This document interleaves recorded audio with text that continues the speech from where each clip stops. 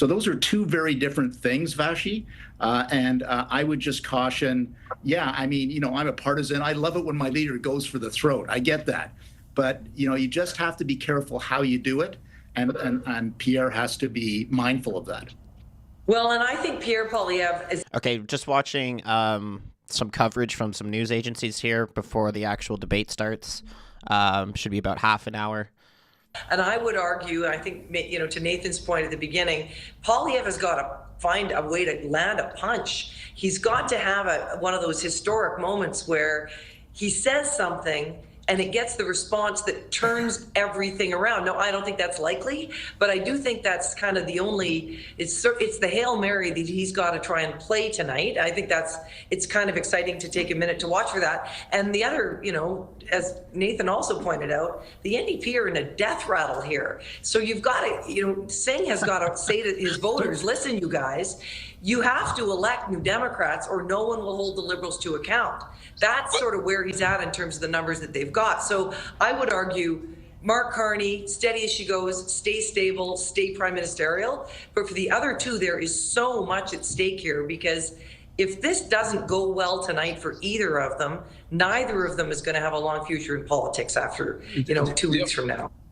The only thing I don't think the calculation. Yeah, go ahead, Nathan. Yeah. Yeah, I don't think death rattle was anything that I actually invoked. No, you did not say that. I inferred it. It's true. It's okay. We're not saying literally here. Yeah. Well, to Tony's point, I think if Pierre is still appealing too much to the base, which he's been doing a lot of, right, talking about some of those issues that do rattle and stir conservative hearts and minds, it's not enough. And so his ability to appeal to that larger segment, I think, will be really critical. I would say, Mr. Carney is a product of his time, and maybe boring is what people are looking for. They also do want to know if the job description now is sitting across the table from Donald Trump, that you're able to fight for things. And there's some passion, not just the boring, economist competence thing. So I think the moment is also available for Mr. Carney, if he chooses it, to actually show a little fight, show a little, Fort Smith and a little that northern attitude.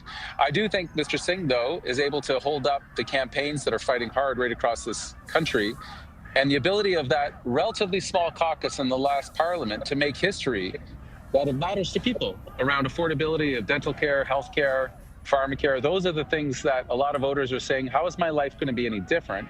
And was it made different because of those 25 outstanding New Democrat MPs in the last parliament? And can I expect the same thing if I put some of those good MPs back in? I just have 30 seconds for each of Christy and Tony. We're just looking. Yeah, I know a lot of people in the chat are saying conservatives and stuff. What's interesting, I was watching Vashi's coverage earlier, and she had Nick Nanos on and a couple other people, and I liked how Nanos, because he's the one that runs one of the pollings that CBC and CTV use, Nanos Research, and even he said, he goes, my most recent research shows conservatives at 39% and Carney at 41% or 42%. So there's, a 3% gap there. He's like, but, make no mistake, when Stephen Harper won a majority government, he won on 39% in our polls. So that just goes to show, even though the polls are showing liberal lead, I still think it's a conservative majority. That's what I think is going to happen. Rinse and repeat for the English debate, and that's fine too. Okay, Christy, last word to you. Well, last word from the debate night watch party here in Miramichi, New Brunswick.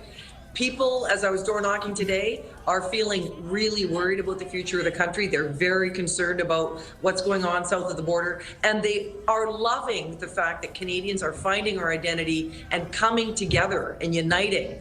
I think if Mark Carney is as good tonight as he was last night, I think we're going to have another debate that's very, very good for the Liberals in the long run, because people are really looking for that stability, that competence, that experience, somebody who's going to fight against Donald Trump in a country where, frankly, a lot of people are feeling very, very worried about the future. Okay, I'll leave it on that note. Thanks, everyone, for making time for the discussion. I appreciate it. Great to see you all. Nathan Cullen, Tony Clement, and Christy Clark, our front bench. We'll swing back to that live picture outside here, the building where the debate is going to take place. You can see Mark Carney greeting a number of supporters. We're about an hour away from the start of the debate, which will take place over the course of 2 hours. Mr. Carney is the last federal leader to arrive as he makes his way, I think, closer into the building. Each of the parties had a number of supporters assembled outside, which is fairly normal. And here he is shaking the hands of some of the debate organizers. We have a lot of special coverage for you this evening ahead. The leaders are about to face off in English. Okay, while they go to a commercial break here, let's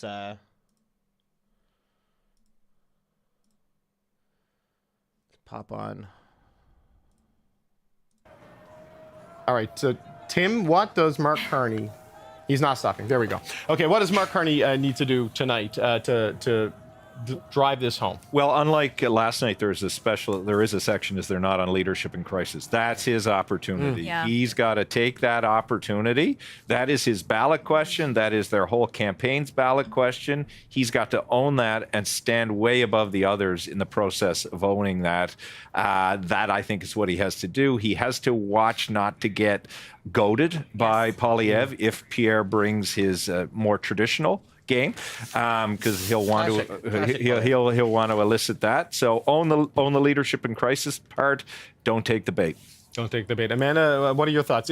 On Brad's point about strategic voting, not always being about voting Liberal, for much of 2024, the strategic voting was voting Conservative to get rid of Justin Trudeau. And the dynamic has changed on that in this election, right? So it just shows you how much things have evolved in the last 6 months. Really but, has. you know, tonight with Mark Carney, what do you think he needs to do? I think that he needs to, I've said it already, he needs to come out pretty unscathed. No major gaffes. I mean, they're looking just not to make. I also kind of think that's been a lot of Pierre's, for the last couple of years, a lot of Pierre's momentum has been kind of, that Trudeau was in power. And now that Trudeau's not there, it actually does kind of give the Liberals, like, personally, I don't think it does, but I can see why some people would now go, oh, now I can vote Liberal again because Trudeau's out. They somehow think Carney's different. Carney's not any different. In fact, I'd say Carney's probably worse. Against his ethics and moral code is how I would view how his response. Yeah. How does he respond to that tonight? Because if they're going to start hitting him there, he has had negative physical and verbal reactions to it. What do you expect to see? Yeah, and I do think that could be an area of vulnerability for him tonight, especially as Tim said, that he gets goaded into having to really defend it and he comes off as defensive. That's not what they want. So I'm sure that this team has spent a lot of time dealing with that. I think he deals with it factually, calmly, and then pivots. Every question is an opportunity, as we know, as we media train in our other lives. They're opportunities, and they need to seize every single one of them. People are tuning into this debate tonight. There's a lot at stake. He needs to seal the deal. All right, Shachi, your thoughts on that? I think the big vulnerability, too, especially when you think about the line of questioning and the advertising and the messaging we're seeing both from the Conservatives and the NDP, they are going to try to tie Carney to his past. And you saw him wobble a little bit on that last night. Here, let's go back to CTV. There is a moment that comes out of it that can impact the trajectory. There was that Ignatieff versus Leighton moment, right? Back in 2011 that focused on his attendance, that really fed into a narrative that ended up hurting Mr. Ignatieff quite profoundly in that election. Like, what goes into making those moments? Is it deliberate, or is there something kind of, I'd like to say it's just magic, but it's not. It's pretty deliberate. So it starts actually with research, opposition research in the first place. That line, if you recall, was, Mr. Ignatieff, you don't get a promotion if you don't show up to vote, right? You don't show up to work, you don't get a promotion, was the line. And we did some research to find out that he actually wasn't showing up in the House for critical votes against the Harper government.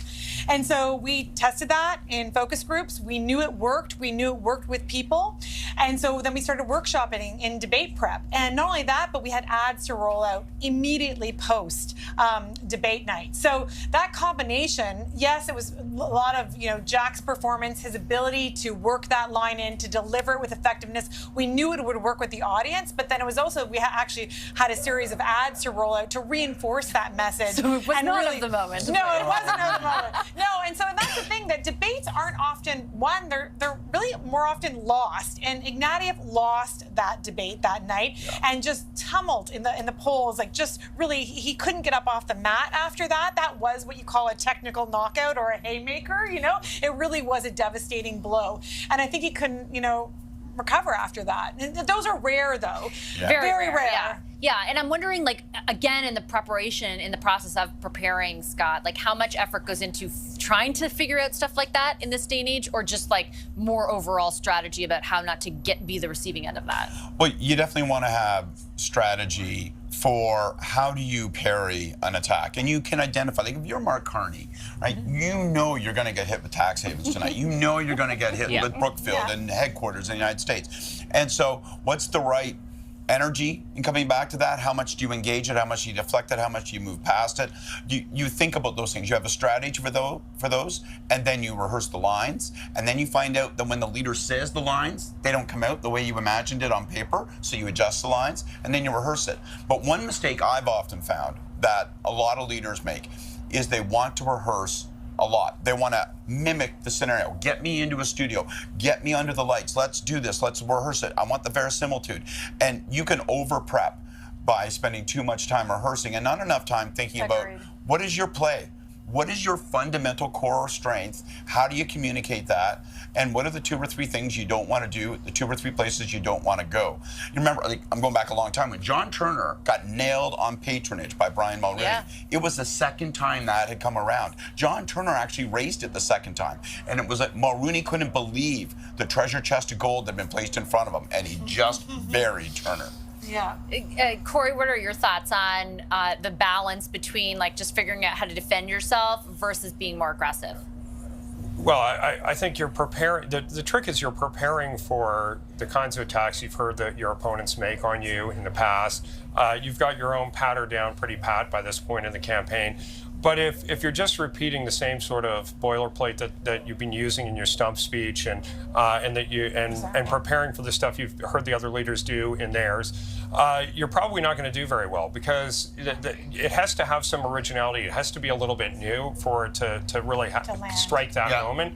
And so you're trying to guess a little bit. You're trying to war game out. All right, so what would I do?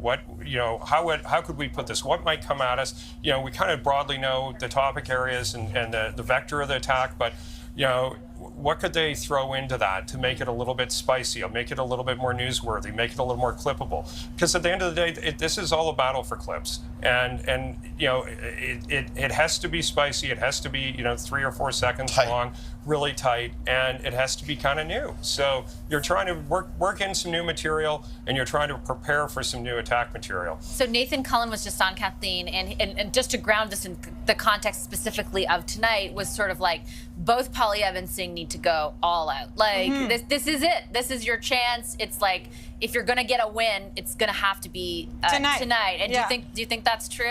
I think I think it is I don't think true. it makes a difference. But, like, sometimes you have to coach your leader also not to go too hard. Like John Horgan, former BC premier, he was known sometimes going too hard against Christy Clark, your former guest, you know, and it looked too sexist or too harsh. So we had to, like, we don't have that problem tonight. No, not at all. Only men up there. That's don't right. worry. Yeah. And so his advisors had to dial him back. Whereas somebody like Premier Rachel Notley, who was just a candidate at the time, and when she won her first election in 2015, she's just a naturally skilled debater. Maybe because she's trained as a lawyer, or maybe it's just a little bit of the fire in her. But you just unleash her, and she goes. And she went up against Jim Prentice, the late Jim Prentice, and she did some devastating work in that debate. So sometimes you just want to, let your candidate go, and sometimes you actually want to hone them in. And I think tonight with Poilievre, to your point, that question is he has to be careful not to cement in viewers' minds that image of him that they already have, which is kind of bitter, angry, aggressive, negative. So he has to come across, yes, as he can be warm or authentic in some ways, but also not like, that he has a surgically implanted smile, right? He has to still do the work he needs, because as your guest just said, he has to change the narrative if he wants the polls to move in the very short time when. I don't think so. I think we've been following Pierre for a long time, and I have clips of Pierre from years ago where, you know, he was asked questions on, like, for example, last night he was asked by Rebel News on what does he think about, you know, women's spaces and, you know, should women's spaces only be for women and things like that. And he used to be so unequivocal with his answers. He used to just say, like, he used to just get right to it. And I have clips of him saying that. He was a little bit dialed back on that answer. He still had the same answer, but he was a little bit more neutral in his response. I think he needs to go back to the way he was a year and a half ago or 2 years ago and just get right to it.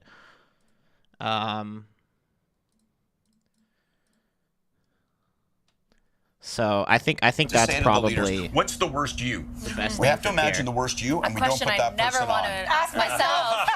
But well, for Carney, the worst you is you're welcome for me. Look inside yourself. Yeah, it's look inside yourself. I'm a little pissy about you asking that question, and you should be grateful that I'm even putting myself on offer. That's the worst him. It's got to be absent. I think for Poilievre, it's Trumpy. He's got to make certain that he isn't Trumpy, that he isn't sort of glibly aggressive, and so I think, but last night screwed it up for him, because one of the strategies for tonight for Poilievre would have been to hope that Singh takes the fight to Carney so that he could then slide in behind and present himself as a slightly more appealing fellow that people haven't seen before. Didn't happen.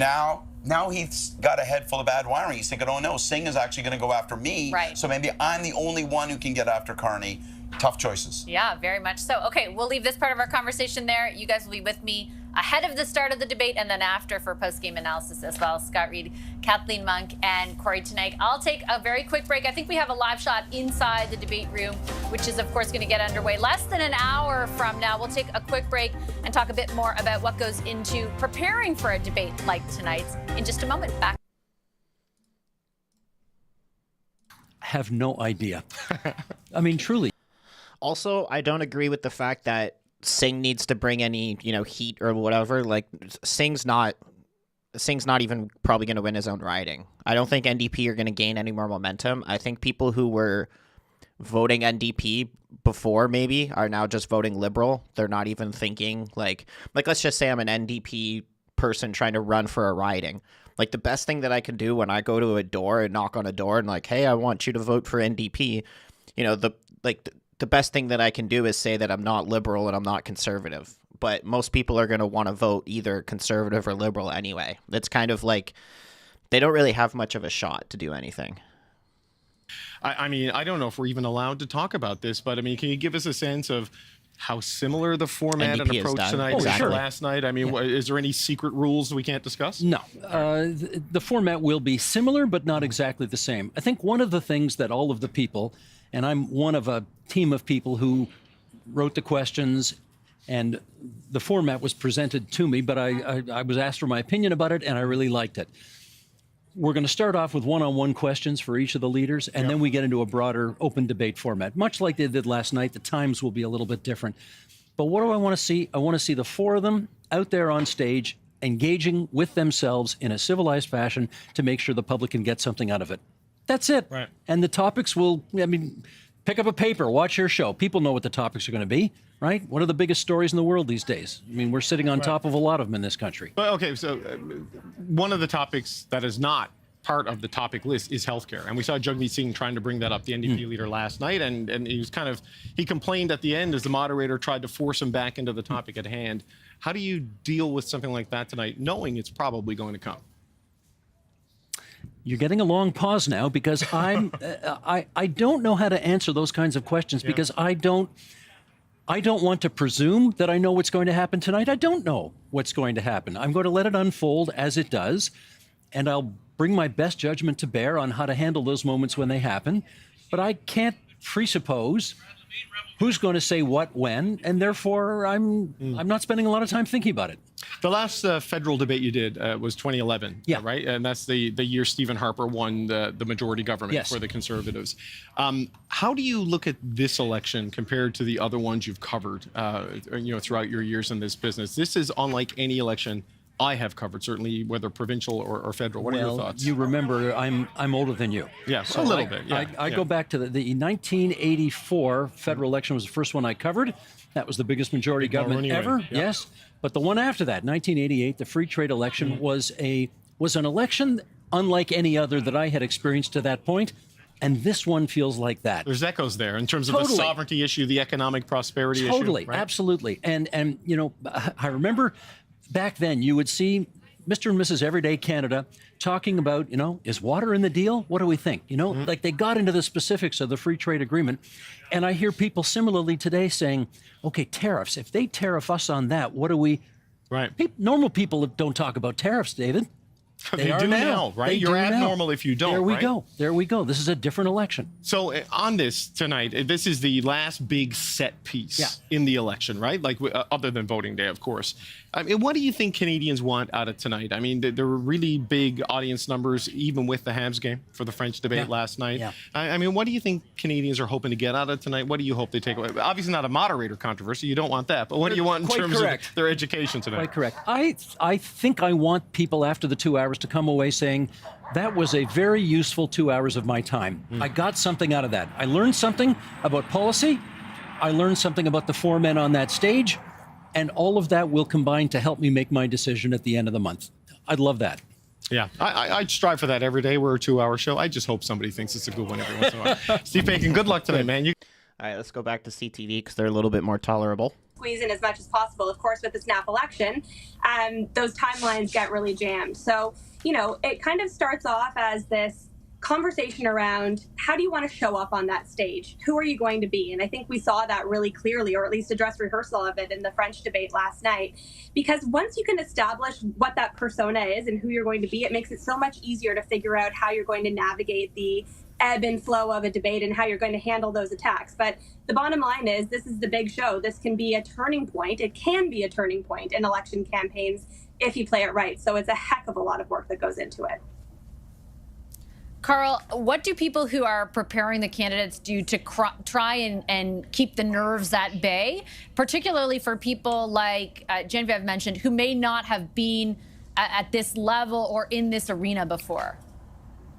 Well, the one thing when you do debate prep is that you make sure that if you're standing in for somebody, that you don't actually win that debate. You need to let the leader build some confidence because that's what it's about, right? You need to be able to help them get into the zone. So you try some lines, you know, you try some attacks, imagining what the opponents would do, but you want to give them a chance to feel confident with the material so that when they show up, they're not more nervous than they would be. So it's all about getting into the zone and people being aware of what their message is and who they're talking to, because, you know, you're not talking to the moderator, you're not talking to a panel of journalists, and, you know, you're barely talking to the other leaders. What you're really doing is talking to the voters that you're trying to attract.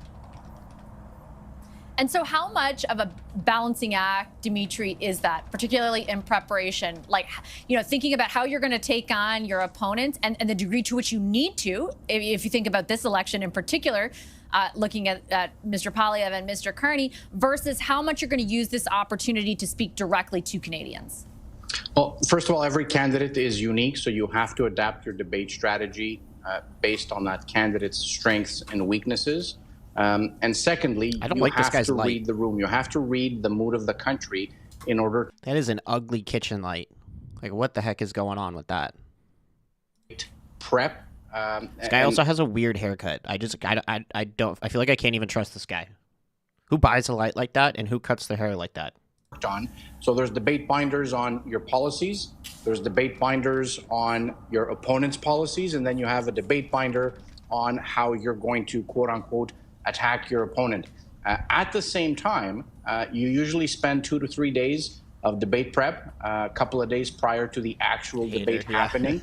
There's people who are pretending to be. So in this case, for the Conservative leaders' debate prep, there's people that stood in, and, you know, Carl made a good point there. You don't want to destabilize the candidate you're preparing by out-debating him. The key thing of debate prep, in my view, and that's how we did it with Prime Minister Harper at the time, is it's a different team that focuses solely on debate prep, and then the 2 or 3 closest advisors, so it was myself, Karen Stewart-Olsen, and a few others, that would then take a role in observing how debate prep is taking place. The key thing is moments before the debate starts is there's usually one or two of the leader's closest advisors with him, and a taboo: never give any advice that is different from what debate prep was all about, because you're going to destabilize your candidate. Genevieve, I've always wanted to ask, like, I imagine that each of the candidates has to be prepared for the kinds of attacks that are, like, you know, what vulnerabilities they face. How honest are people around them about, like, what their vulnerabilities are?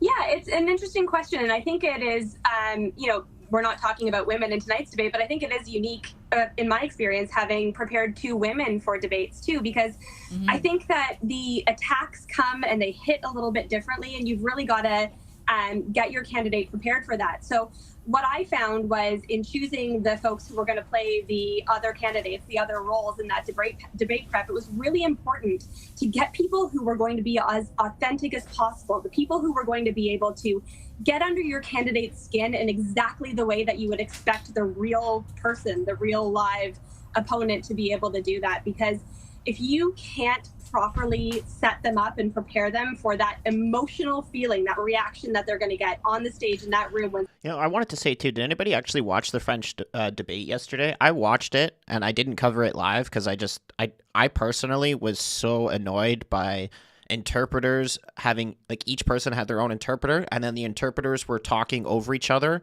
and it was just such a fluster to listen to. I couldn't listen to it. I did watch the whole thing, but I don't know what you guys thought of it.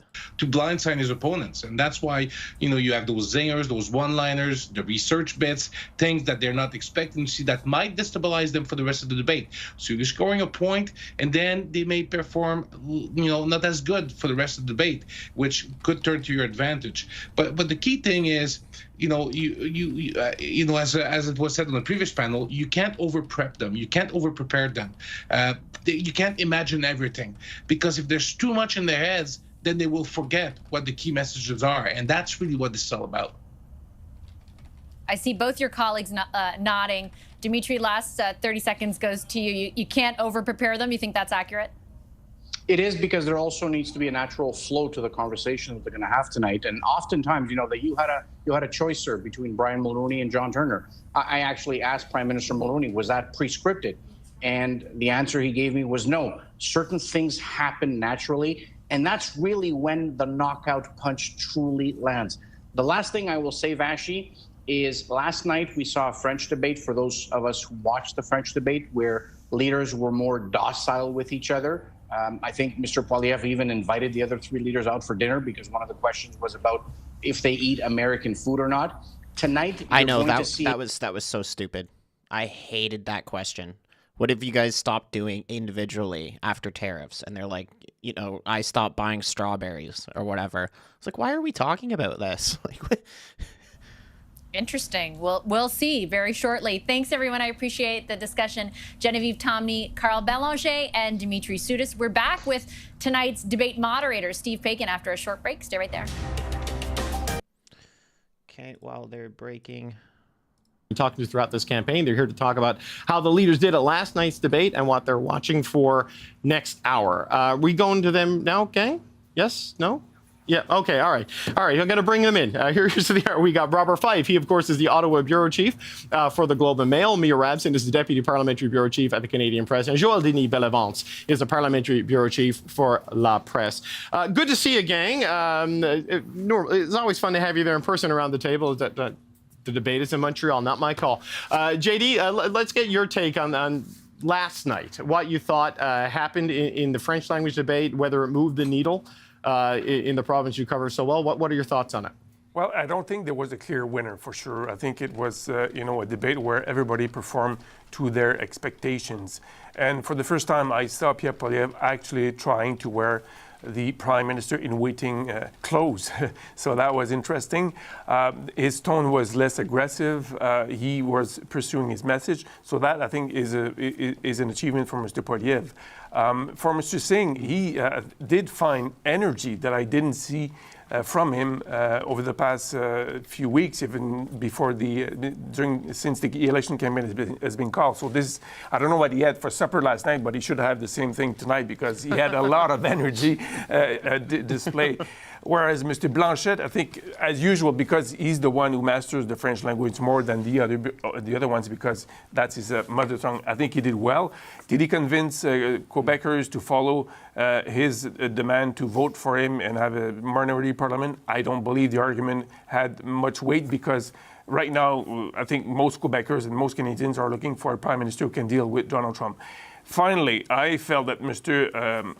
Carney won the day, won in his own way by remaining calm before, even though he was facing a lot of attacks from everybody. I don't know if he got the kind of a British calmness while he was governor of the Bank of Great Britain, but he was sure was calm. And that, I think, is a display that's probably part of the strategy to show that in the face of crisis, he will remain calm. Mia, Bob, start with you. Mia, what are your thoughts on what we saw last night before we dig into tonight? I mean, it doesn't seem like what happened last night will change much of the discussion or the debate that's going on. I think I agree with JD. They all sort of did what they needed to, but nobody did more than they needed to. Nobody necessarily stood out. Mr. Singh definitely had more energy than I have seen from him at almost any event.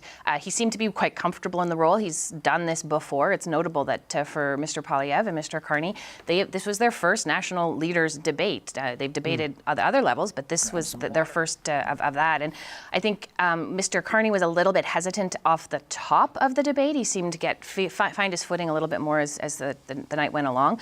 I am certainly no judge of French, but that did not come up in much of what I heard following the debate. He seemed to hold his own when it came to that. And to be honest, the expectations for his French had been lowered so substantially by many of his opponents that as long as he didn't speak another language, he probably would have sounded okay, and he did okay on that front. So overall, it doesn't seem like it moved the needle much. They did what they had to do. It'll be more interesting, I think, tonight to see Poilievre and Carney go after each other in English when it'll be a little harder to see that hesitancy. Right. So, Bob, I wonder, there are two big, French language set pieces this week for Mr. Carney, the Tout le monde en parle interview and the debate last night.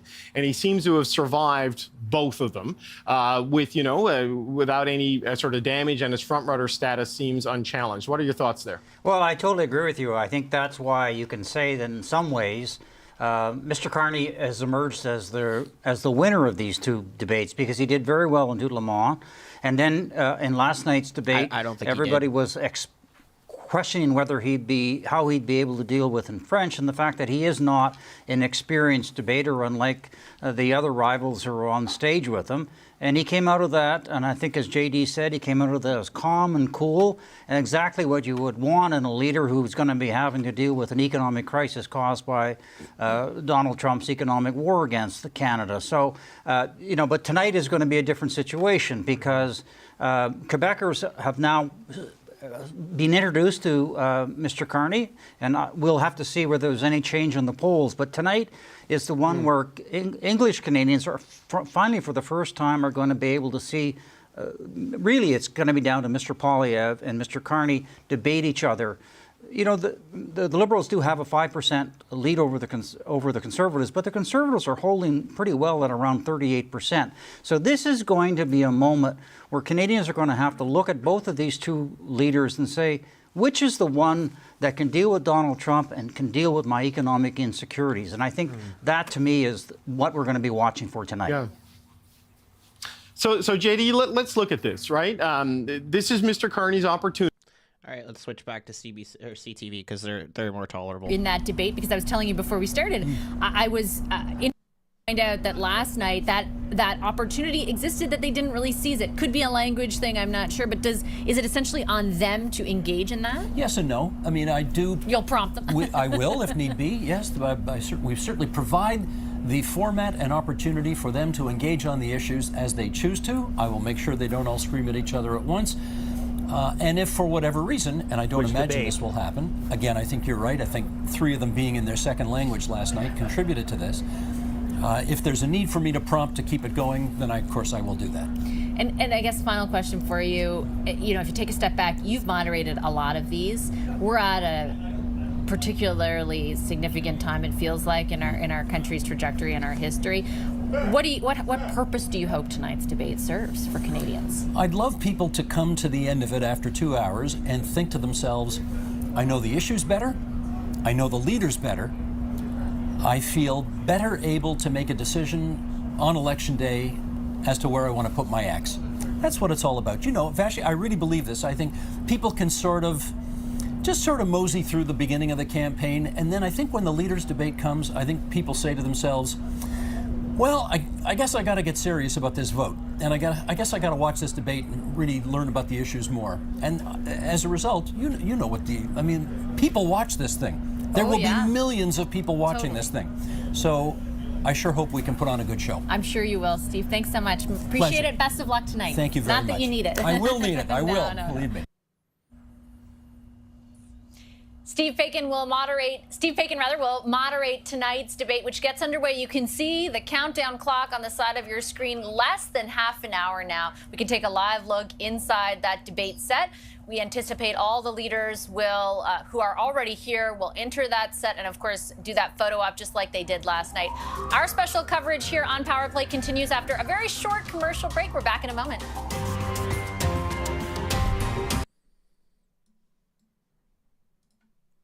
Been done in the last few days. So right now, on average, looking at roughly around 43% support for the Liberals, which would still be a very high result. Jean Chrétien never even reached that level of support. The Conservatives are trailing right now by about 5 points. They have about 38% support on average, and the NDP is much further back with around 8-9%, depending on the poll. So we're seeing this lead for the Liberals of that 5-point margin has tightened a little bit. It was about 6 or 7 points maybe a week or two ago. Yeah, but like I said earlier, that was exactly what Stephen Harper won with in 2015. Or was it 2015? I think it was 2011. I might have got my dates wrong there, but he won with the polls showing 39% Conservatives and like 45% Liberals. The Liberals would win 196 seats right now, in part because of the regional leads that we see. They have about a 9-point lead in Ontario. They're ahead by 20 points or so in Atlantic Canada, lead by 15 to 20 points in Quebec. And so it gives them that majority government. The Conservatives right now would win around 121 seats, so similar to where they were in the last election. And the Bloc Quebecois could see that their holdings would drop roughly half, down to 20. And the NDP could win a handful of seats. A lot of the seats that the NDP would win, I think, would be primarily based on who's on the ballot, because we've seen that the NDP support has just dropped and tanked so spectacularly. They've dropped more than half of their support in British Columbia and in Ontario. It's going to be hard for a lot of those incumbents to survive. Yeah, and certainly we're watching British Columbia very closely because half the NDP caucus comes from BC, Laura's home province. So we'll get to that in a moment. But, you know, so when you take what you've just said, Eric, how important then is tonight's English language debate? Put that into context for us as to what you think that the significance of this evening will be. Well, we haven't really seen much movement throughout the campaign, right? So it seems like something big has to happen in order to really unstick these numbers. So I think that's why this debate is so significant. Okay, let's get back to CTV still. I really don't want to watch CBC. Rabbit out of that hat tonight. He's going to be facing a very, very unhappy party after April the 22nd, or sorry, April 28th rather. So we'll, you know, and he's also got to be very careful tonight. If he comes across as too mean to Mr. Carney, he then is going to reinforce this partisan attack dog reputation that is well deserved, and which he's managed to keep for many, many years.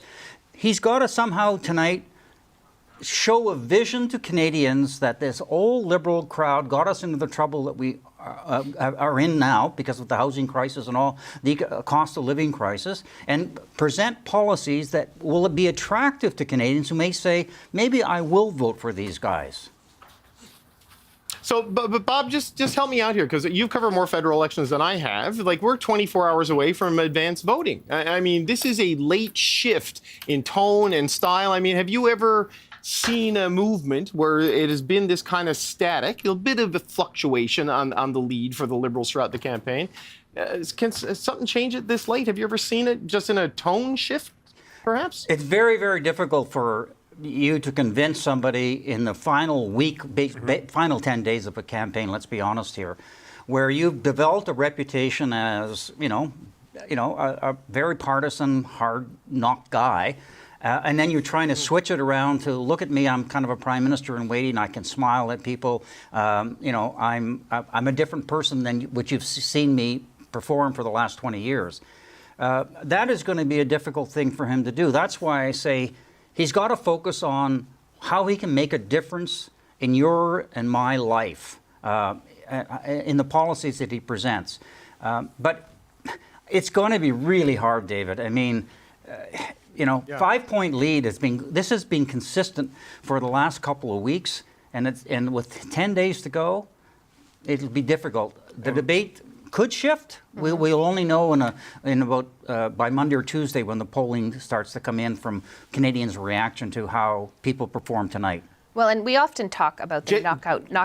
We often talk about the knockout punch in debates, but that is a rarity. That is not the norm. It really doesn't happen that often. And so, I mean, certainly anything is possible, and anybody can make a mistake or say something at any time that would work. But there's the knockout punch is a rarity, and it's the problem as well for Mr. Poilievre in terms of making that knockout punch is he has to do it without coming across as too aggressive.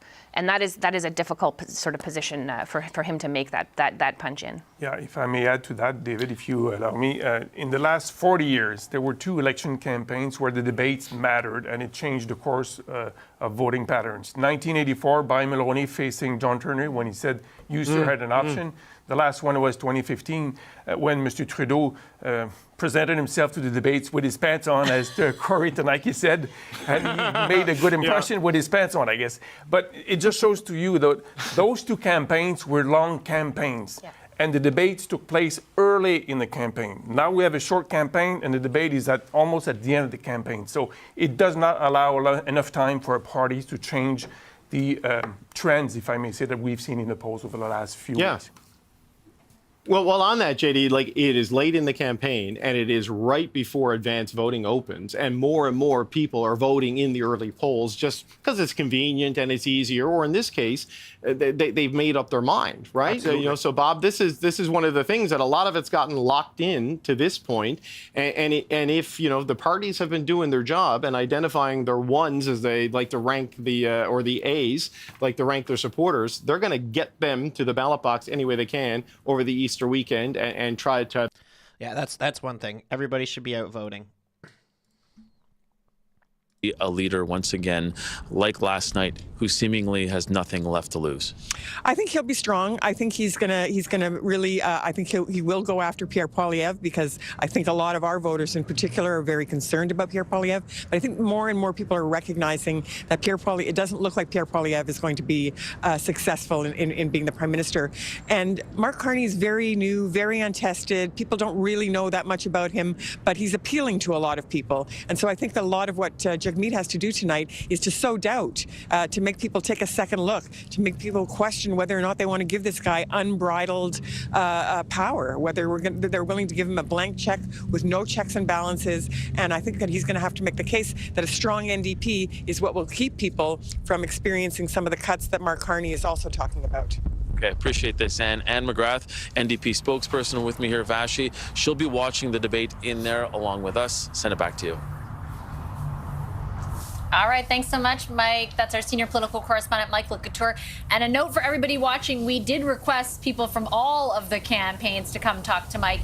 Anne is, or the NDP, I should say, is the one who made Anne available. Let's swing over to our Judy Trin, who has been tracking the Liberals and as well the crowds. If Jagmeet Singh, as Anne McGrath just said, is going to bring the fire tonight, will Mark Carney do the same?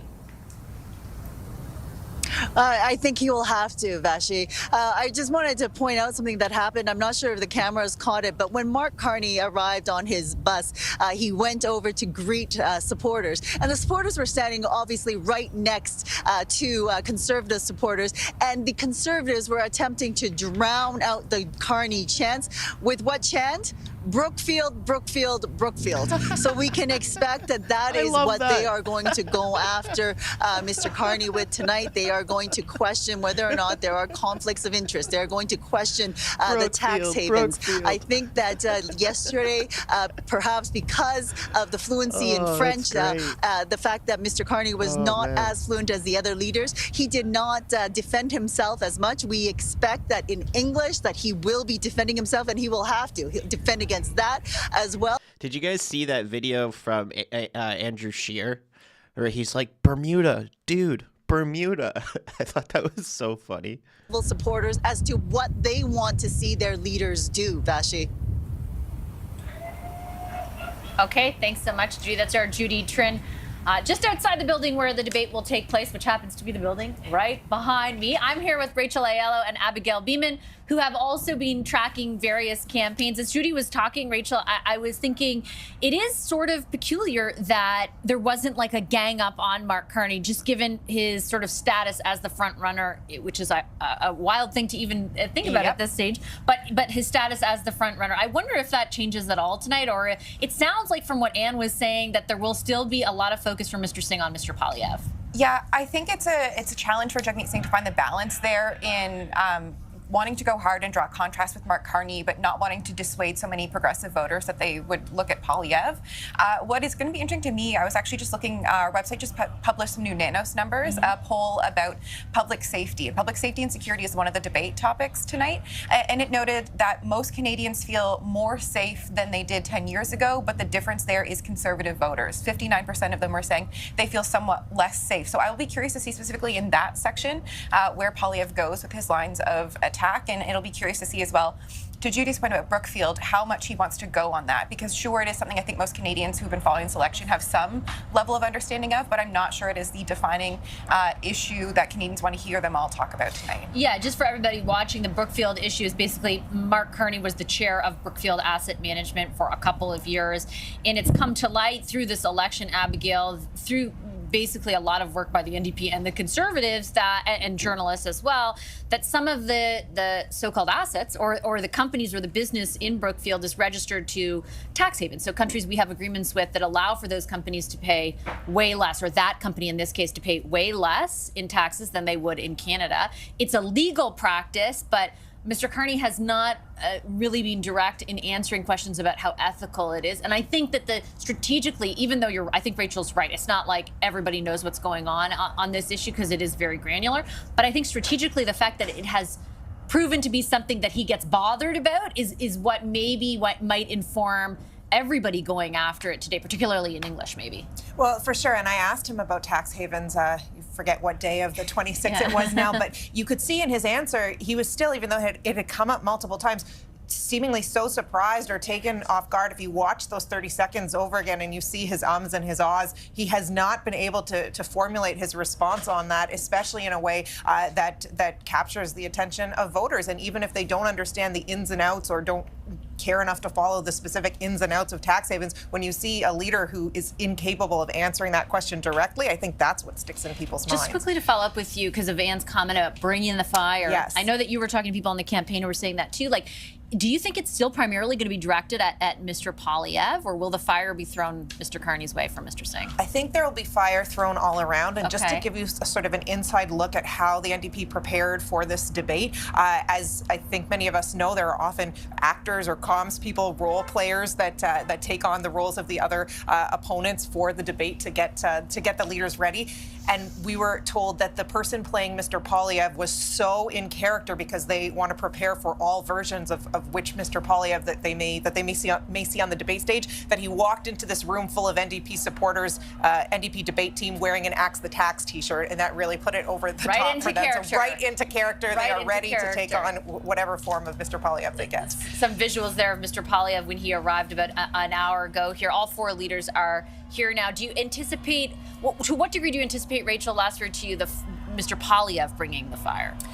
I would be surprised if he doesn't go a bit more feisty than we saw last night, and specifically, I think to try to get under Carney's skin would probably be the way it would happen.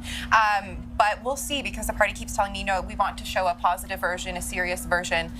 But, he has that instinct, so we'll see how that plays out. We sure will. Very shortly, less than half an hour away, and we'll get your analysis and Abigail's, Judy's, and Mike's following the debate as well. We're going to take a quick break. Our extended coverage is back after that break. Stay right there.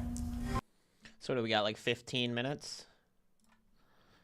Let's see We what all these work for yahoos different are talking about. organizations. Some of ours may have editorials maybe lean to the right or to the left or in the middle. But the journalists themselves conduct themselves honorably and try to be as fair as they possibly can. These are not journalists. These are people who are political partisans who try to raise money off of... So this is funny. They're talking about Rebel News, and I mentioned this earlier in chat, how Rebel News in 2019 and in 2021 were banned from attending the debates and were not allowed to ask questions as reporters or journalists. And they actually sued the debate commission, won in court, and was forced. They forced the commission to allow them to come, and like 5 of them were able to show up and ask questions. So now CBC is now covering this, saying, "Oh, they're a right-wing outlet, and they shouldn't be allowed to be there." Of course, CBC is going to hate Rebel News. Like, what a joke. Professional mainstream media and raise money off it. But, last night, Canadians got to see, JD, what we all kind of see sometimes in these things. We're told not to make too big a deal out of it, not make it about us. But no, this is an election and it's a leaders debate, man. And this is just nonsense that this is able to happen to people. Yeah. Sorry. Go ahead, JD. Guess what, David? Yesterday, Quebecers got to see those people in action, and they were not impressed at all. The comments that I heard from Quebecers watching those people, I don't call them reporters, I call them employees of Rebel News, they were shocked to see those people monopolizing the scrums with the, in fact, they said it was a disgrace. So I guess the commission has to step up and do something to prevent this from happening tonight, because this would be a second disgrace in 2 days, unacceptable. And I'm totally with Bob. Those people are not reporters. And by the way, I did get into a shouting match with one of them. He was trying to yell over my own questions, trying to prevent me from doing my work, and I still remember this to this day. So imagine the anger that I still have, and it's been a year. Okay. Yeah, these guys are so mad. They're so mad at Rebel News. Look, right-wing media, including Rebel News, dominated last night's post-debate scrums. What, you're mad that they got to ask questions? Founder Ezra Levant has registered another organization called For Canada as a third party with Elections Canada. But, I just want to put that out there. He's promoted this organization on Rebel News. So there's a feedback loop there, Mia, in terms of how it operates. So I think that's what he was coming over to speak with me about, saying I had defamed him and he wanted to come on the show and set the record straight. But anyway, here we are. I feel like we've been forced to spend more time than we wanted to talking about this, but this is just what's happening here inside this particular thing. Just what is your sense, Mia, on the debate commission, how they're stuck dealing with this? The courts have told them people need to be allowed in, journalistically. Them and True North sued last time. Andrew Lawton from True North, who was one of the litigants in that, is now running for the Conservatives in this election. But there was a spectacle last night, and I don't know if we're going to get a spectacle tonight or not, but there's a non-zero chance it happens. Yeah, I mean, it wasn't a good look. It wasn't a good look for anyone. And I mean, whether this organization that's been registered as a third party as Rebel News or Rebel News adjacent, if any legacy media, mainstream media, whatever you want to call us, if any of us had registered a group specifically to advertise and lobby against one particular party or candidate in this election, then we should also not be called journalists. That is not. That's just not in any sense of the word and the profession that we represent. And allowing someone who has a clear agenda to go up to the mic over and over and over again and ask questions it's a problem for the commission. What struck me was in the response to Rebel News when they told them, fine, you can have 5 people accredited. It really just seemed like it was because they were tired of being harangued by them. It seemed like, well, I don't want to deal with you. I don't want to have any more email. No, it's because they lost in court. They were forced by the court to allow them to come because they wrongfully banned them. About that is Everybody else, I'm assuming this is the way it was with the Globe and Mail. You're trying to call yourself journalists and reporters, and you're not even reporting the correct news. Because they want to like distribute it around. We were all given 1 until they were given 5, and then suddenly everyone was given 5. And so that became the standard set. It seems the attempts to bring this together, to bring some structure to things, may not be working as well as hoped. Well, look, the Debates Commission is completely incompetent. It needs to be disbanded. Let's get back to the way it used to work, where the TV networks got together and they managed the debates. They were always very effective.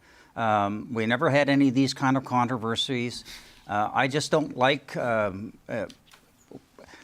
government in a way, that because it's really part of the government, being involved in these kind of things. Just leave it to the professionals to organize debates. They're not professionals.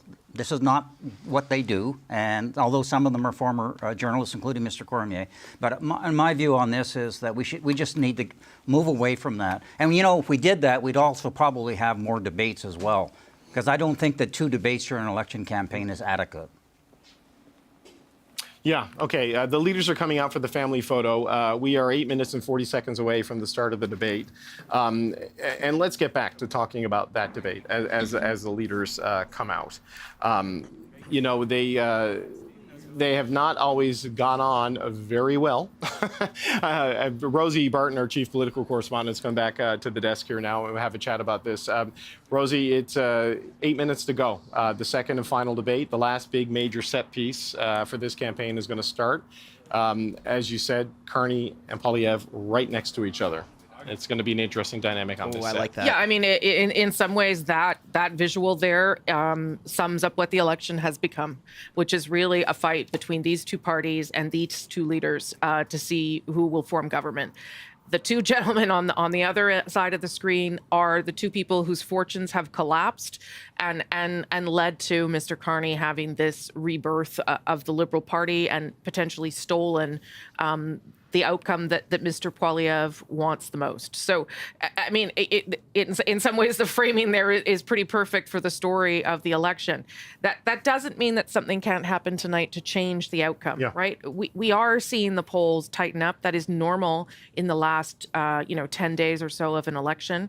I'm not saying that changes the vote efficiency, where the seats are. That is the constant struggle for the Conservative Party of Canada. But there is opportunity here tonight. And to your point, it may be the last chance for opportunity, right? Because the next days are going to be about crisscrossing the country, putting out platforms, and trying to sell those messages to Canadians. All right, let's forget that. Wasn't more of a gang up on Mark Carney. I would have thought, even if it's a competitive race, his numbers alone as preferred prime minister that is his big advantage. That is the Liberals' big advantage right now, how far ahead he is of everybody else. And yet that didn't really occur. There wasn't like a coalescing, a ganging up at all on Mark Carney. Yeah, I mean, and so maybe that will happen. I don't think it'll happen tonight, but we have seen in Ontario in the campaign that Corey just ran with Mr. Ford, he was ganged up on, and he just took all the bullets and just kept on smiling. Yeah. And so there is a way to survive that kind of fire. And Corey, maybe you can talk a little bit about that, Corey, and sort of what the strategy, like, do you go in thinking I'm the front runner, so that's going to be the case? I would be taking no risks if I were Mark Carney tonight. Yeah. And insofar as you have anything bad to say about anybody, I'd say it about Donald Trump. And I just think you just let it all bounce off you. You try to look prime ministerial. You try to let, the more the dogs are barking at you, the more you just look straight at the camera and try to maintain your cool. And is the converse true for everybody else, Scott? It may well be. And I'll go back to Poilievre. I think Kathleen is correct. And Singh's strategy is not to focus as much on Poilievre, but rather to focus his fire on Carney tonight. Well, then Poilievre may say to himself, all right, okay, now that's good. Now I can actually not worry so much about the teardown of Carney. Someone else is going to take care of the dirty work for me, and I can focus on it. Except we'll see how much human nature takes over in the cut and the thrust of it, because I've never known Pierre Poilievre to let anyone do his dirty work for him. He always pushes them out of the way and says, no, please me first. So that'll be interesting to watch the real nature of people, because it does bring out you're sort of the inner you when you're under the lights and under the pressure. If you're just joining us now, you're looking live inside the room. We're in just 5 minutes' time. Those 4 men will face off against each other. They are, of course, each leading a political party. This is the only English language debate. Kathleen, could you talk a bit about the sort of moment that we're in, and the fact that we head into this long weekend and then into just the final week of the campaign? Like, we're already 4/5 of the way done. Yeah, it seems so long. And still so much more to go, really. But I think this weekend is critical. And I'll reflect on a campaign that I was involved with in 2011. There was also a long weekend, an Easter weekend during that campaign. And those that often, families return, they gather, they have conversations, and really the campaigns take their foot off the gas a little bit because of the holiday weekend. And actually, people's views on the leaders start to solidify. And that's what's going to happen this weekend. And I think it was Nick Nanos who said it earlier, that he's really going to start looking for the trend line like Tuesday, Wednesday of next week. And that's when we'll know how the debate shook out and how people are feeling. And at that point, it's hard to change. So tonight is really the last night to really get something into people's brains before they go away for the holiday weekend. I thought the other thing that struck me last night, Corey, was the lack of, like, some debates you watch and everyone's just talking right to the camera all the time, right? And last night there was a lot, not necessarily with each other, but with the moderator more. Do you think there'll be more talking to Canadians tonight, particularly because, not to take anything away from the French debate, but you're aiming your comments to a much smaller segment of the population. You're talking the whole country tonight. Right, and for many of them not in their first language. Yes. So I think there'll be more engagement. Pagan's a very experienced moderator. He's done this a lot of times before. So yeah, we'll see. I think the standard thing is to look at the camera less at each other. You don't want, especially if you're Carney, you don't want to create those confrontation moments.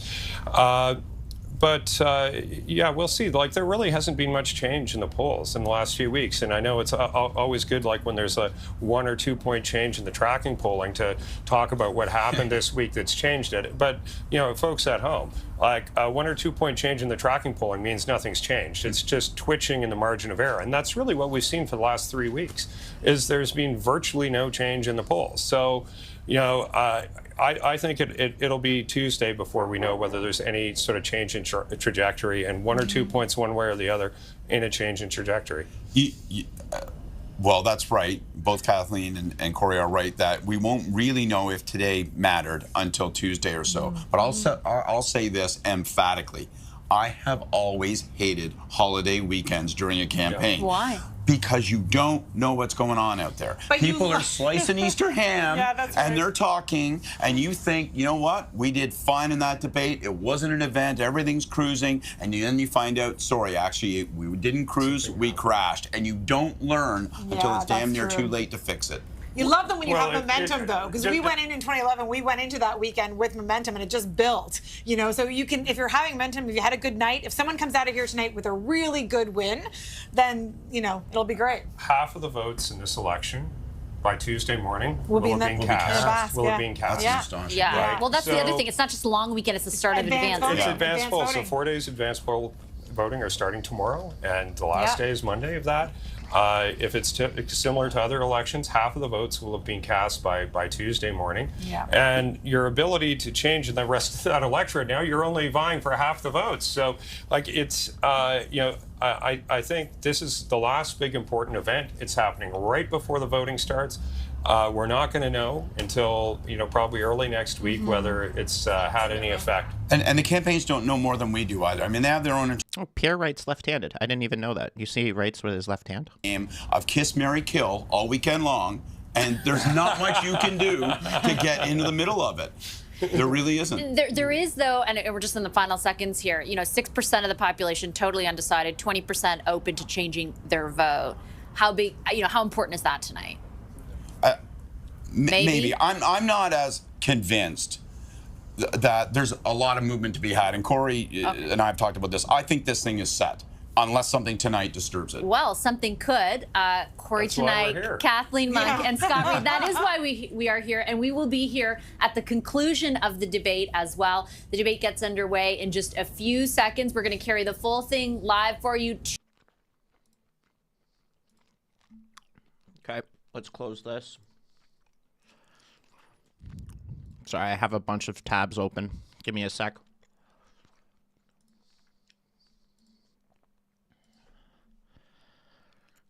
On Radio-Canada in Montreal, 4 federal leaders will debate for your vote. The leaders are here and ready to go. Mark Carney, Pierre Poilievre, Yves Blancet, and Jagmeet Singh. They will debate the major challenges facing our country, from tariffs to the cost of living, public safety, energy, and leading in a crisis. So somebody asked about immigration. Good evening, everybody. I'm Steve Paikin, your moderator for tonight's debate. Each leader has agreed to the following: no notes, answer the questions, stay on theme, stay on time. How much each leader speaks will be counted on these clocks, visible to the leaders and to you at home. This is the 2025 Federal Leaders Debate. Let's get it. Well, welcome, leaders. Good to be with you here tonight in Montreal for what I'm sure will be a memorable evening. Our first theme is tariffs and threats to Canada, and we will begin with a round of questions. You will each have a minute to answer, and then we'll go to open debate. And the first question goes to Mr. Carney. Okay, what is the starting point for negotiations, Mr. Carney, with the United States if, as you have stated, our relationship with the U.S. is over as we know it? Well, first, Steve, may I thank you and also thank fellow leaders for their service to Canada, people at home for taking the time to watch. I just want to underscore the premise to your question, because I think the relationship that we've had with the United States, relationship over the course of almost the last 4 decades, which has been one of steady and increasing integration, has fundamentally changed because the president is looking to fundamentally restructure the trading system. So the starting point has to be one of strength. It has to show that we have control of our own economic destiny, has to have a clear plan here at home to build this economy, to diversify our trading partners with like-minded countries, and also has to have a position of strength in terms of our reaction to the U.S. unjustified tariffs. And that's why we have put in place counter tariffs that have maximum impact in the United States and minimum impact here at home. Mr. Poilievre, would you do anything differently? Well, first of all, thank you, Steve, and thank you to our fellow contestants here today. It's an honor to be here. What would I do different? Well, I'll start by what I would do the same. I think we do need to counter the American tariffs with our own to deter this economic aggression. We must make clear that we will always be sovereign and independent. What would I be doing differently? Well, we need to be in a position of strength. The Liberal government has weakened our economy with anti-energy laws, red tape, and high taxes that have driven $500 billion out of our country into the United States and made us incapable of shipping our resources overseas. That weakness threatens our ability to stand up for ourselves. So what would I do? I would cut taxes, red tape, and approve our resource projects so that we can get our goods to market and bring home the jobs, so we stand up to President Trump from a position of strength. Mr. Singh, you get the next question. Can we trust the United States to work with us on matters such as Arctic sovereignty and defense policy? I think we've seen, first of all, good evening, everyone, and thank you for tuning in, and thanks for the question, Steve. We've seen what, for a lot of people, feels like a betrayal when we look at the United States. I grew up in a border town. I grew up in Windsor. And we saw how connected we were as a city and as a community. People lived on one side of the border, worked on the other. People traveled back and forth all the time. We're in the automotive capital of Canada, and we knew how important it was to be able to build cars in Canada. But we saw that those cars went back and forth across the border. Seeing what Donald Trump did to attack Canada in this unprovoked way without any justification really felt like a betrayal. And so Canadians now are right to say, well, we don't really trust Donald Trump at this point, and we can't really have a lot of faith in him. So when it comes to our Arctic sovereignty and our security, we need to make decisions that are in our best interest and no longer be so dependent and so reliant on the U.S. And that's what I would advocate for, making sure we are resilient, independent, and less dependent on the United States. Monsieur Blancet, for you, what supports would you want to see for industries affected by tariffs, many, of course, of which are in Quebec? Many of them. First, be all welcome in Quebec and Montreal. You have me because I try not to speak English in Montreal. However, I think we should never underestimate the threat that Mr. Trump poses on Quebec economy and Canada economy and Mexico economy. But we must acknowledge the fact that the economy of Quebec is built differently. The challenges are not the same. The necessity for Quebec to have at least partly its own voice in the negotiation is important. The difference between Quebec and Canada is very important in terms of economy, but also in terms of identity and language and values and who we are and the way we want to handle immigration. So we have the right to be different. And if this difference is being respected by whoever becomes Prime Minister of Canada, we will be reliable partners in order to achieve the best possible negotiation and protect ourselves and our economies as partners. Merci, Monsieur Blancet. Okay, we now move into open debate, and I'll start it off, Mr. Carney, with you, and then we go from there. Do you still support dollar-for-dollar tariffs, even if they ultimately threaten Canadian jobs and businesses? No, and in fact, we've already moved off from dollar-for-dollar tariffs. We have to recognize, and I think we all do, the United States economy is more than 10 times the size of the Canadian economy. And the principle in terms of our counter tariffs is to have maximum impact in the United States, as I said a moment ago, minimum impact here. So we have to think about the impact on Canadian businesses. I'll give you one example, if I may. In the auto sector, the way we've designed those auto tariffs is that Canadian automakers, if they maintain production here, if they maintain their investments here, when I say Canadian automakers, I mean automakers that have jobs and plants and production in Canada, then they can have lower tariffs on what they ship to the United States. We create a huge incentive for them in order to do that. We also have carved out the Canadian auto parts sector. Last point, I know you're pressed for time, the Canadian auto parts sector, so that it can remain competitive with the United States. We're focused on maximizing Canadian jobs, maximizing the harm in the U.S., so that we get them where we need them. Mr. Poilievre, you want in, then Mr. Singh. Well, Mr. Carney, you claim that you want our country to respond with strength, but after the last decade, half of which time you've been Justin Trudeau's economic advisor, our economy is weaker than ever before. It's been the worst growth in the G7. We've lost $500 billion of investment south of the border. You supported blocking pipelines in Canada that gave Donald Trump and the U.S. a near monopoly over our energy.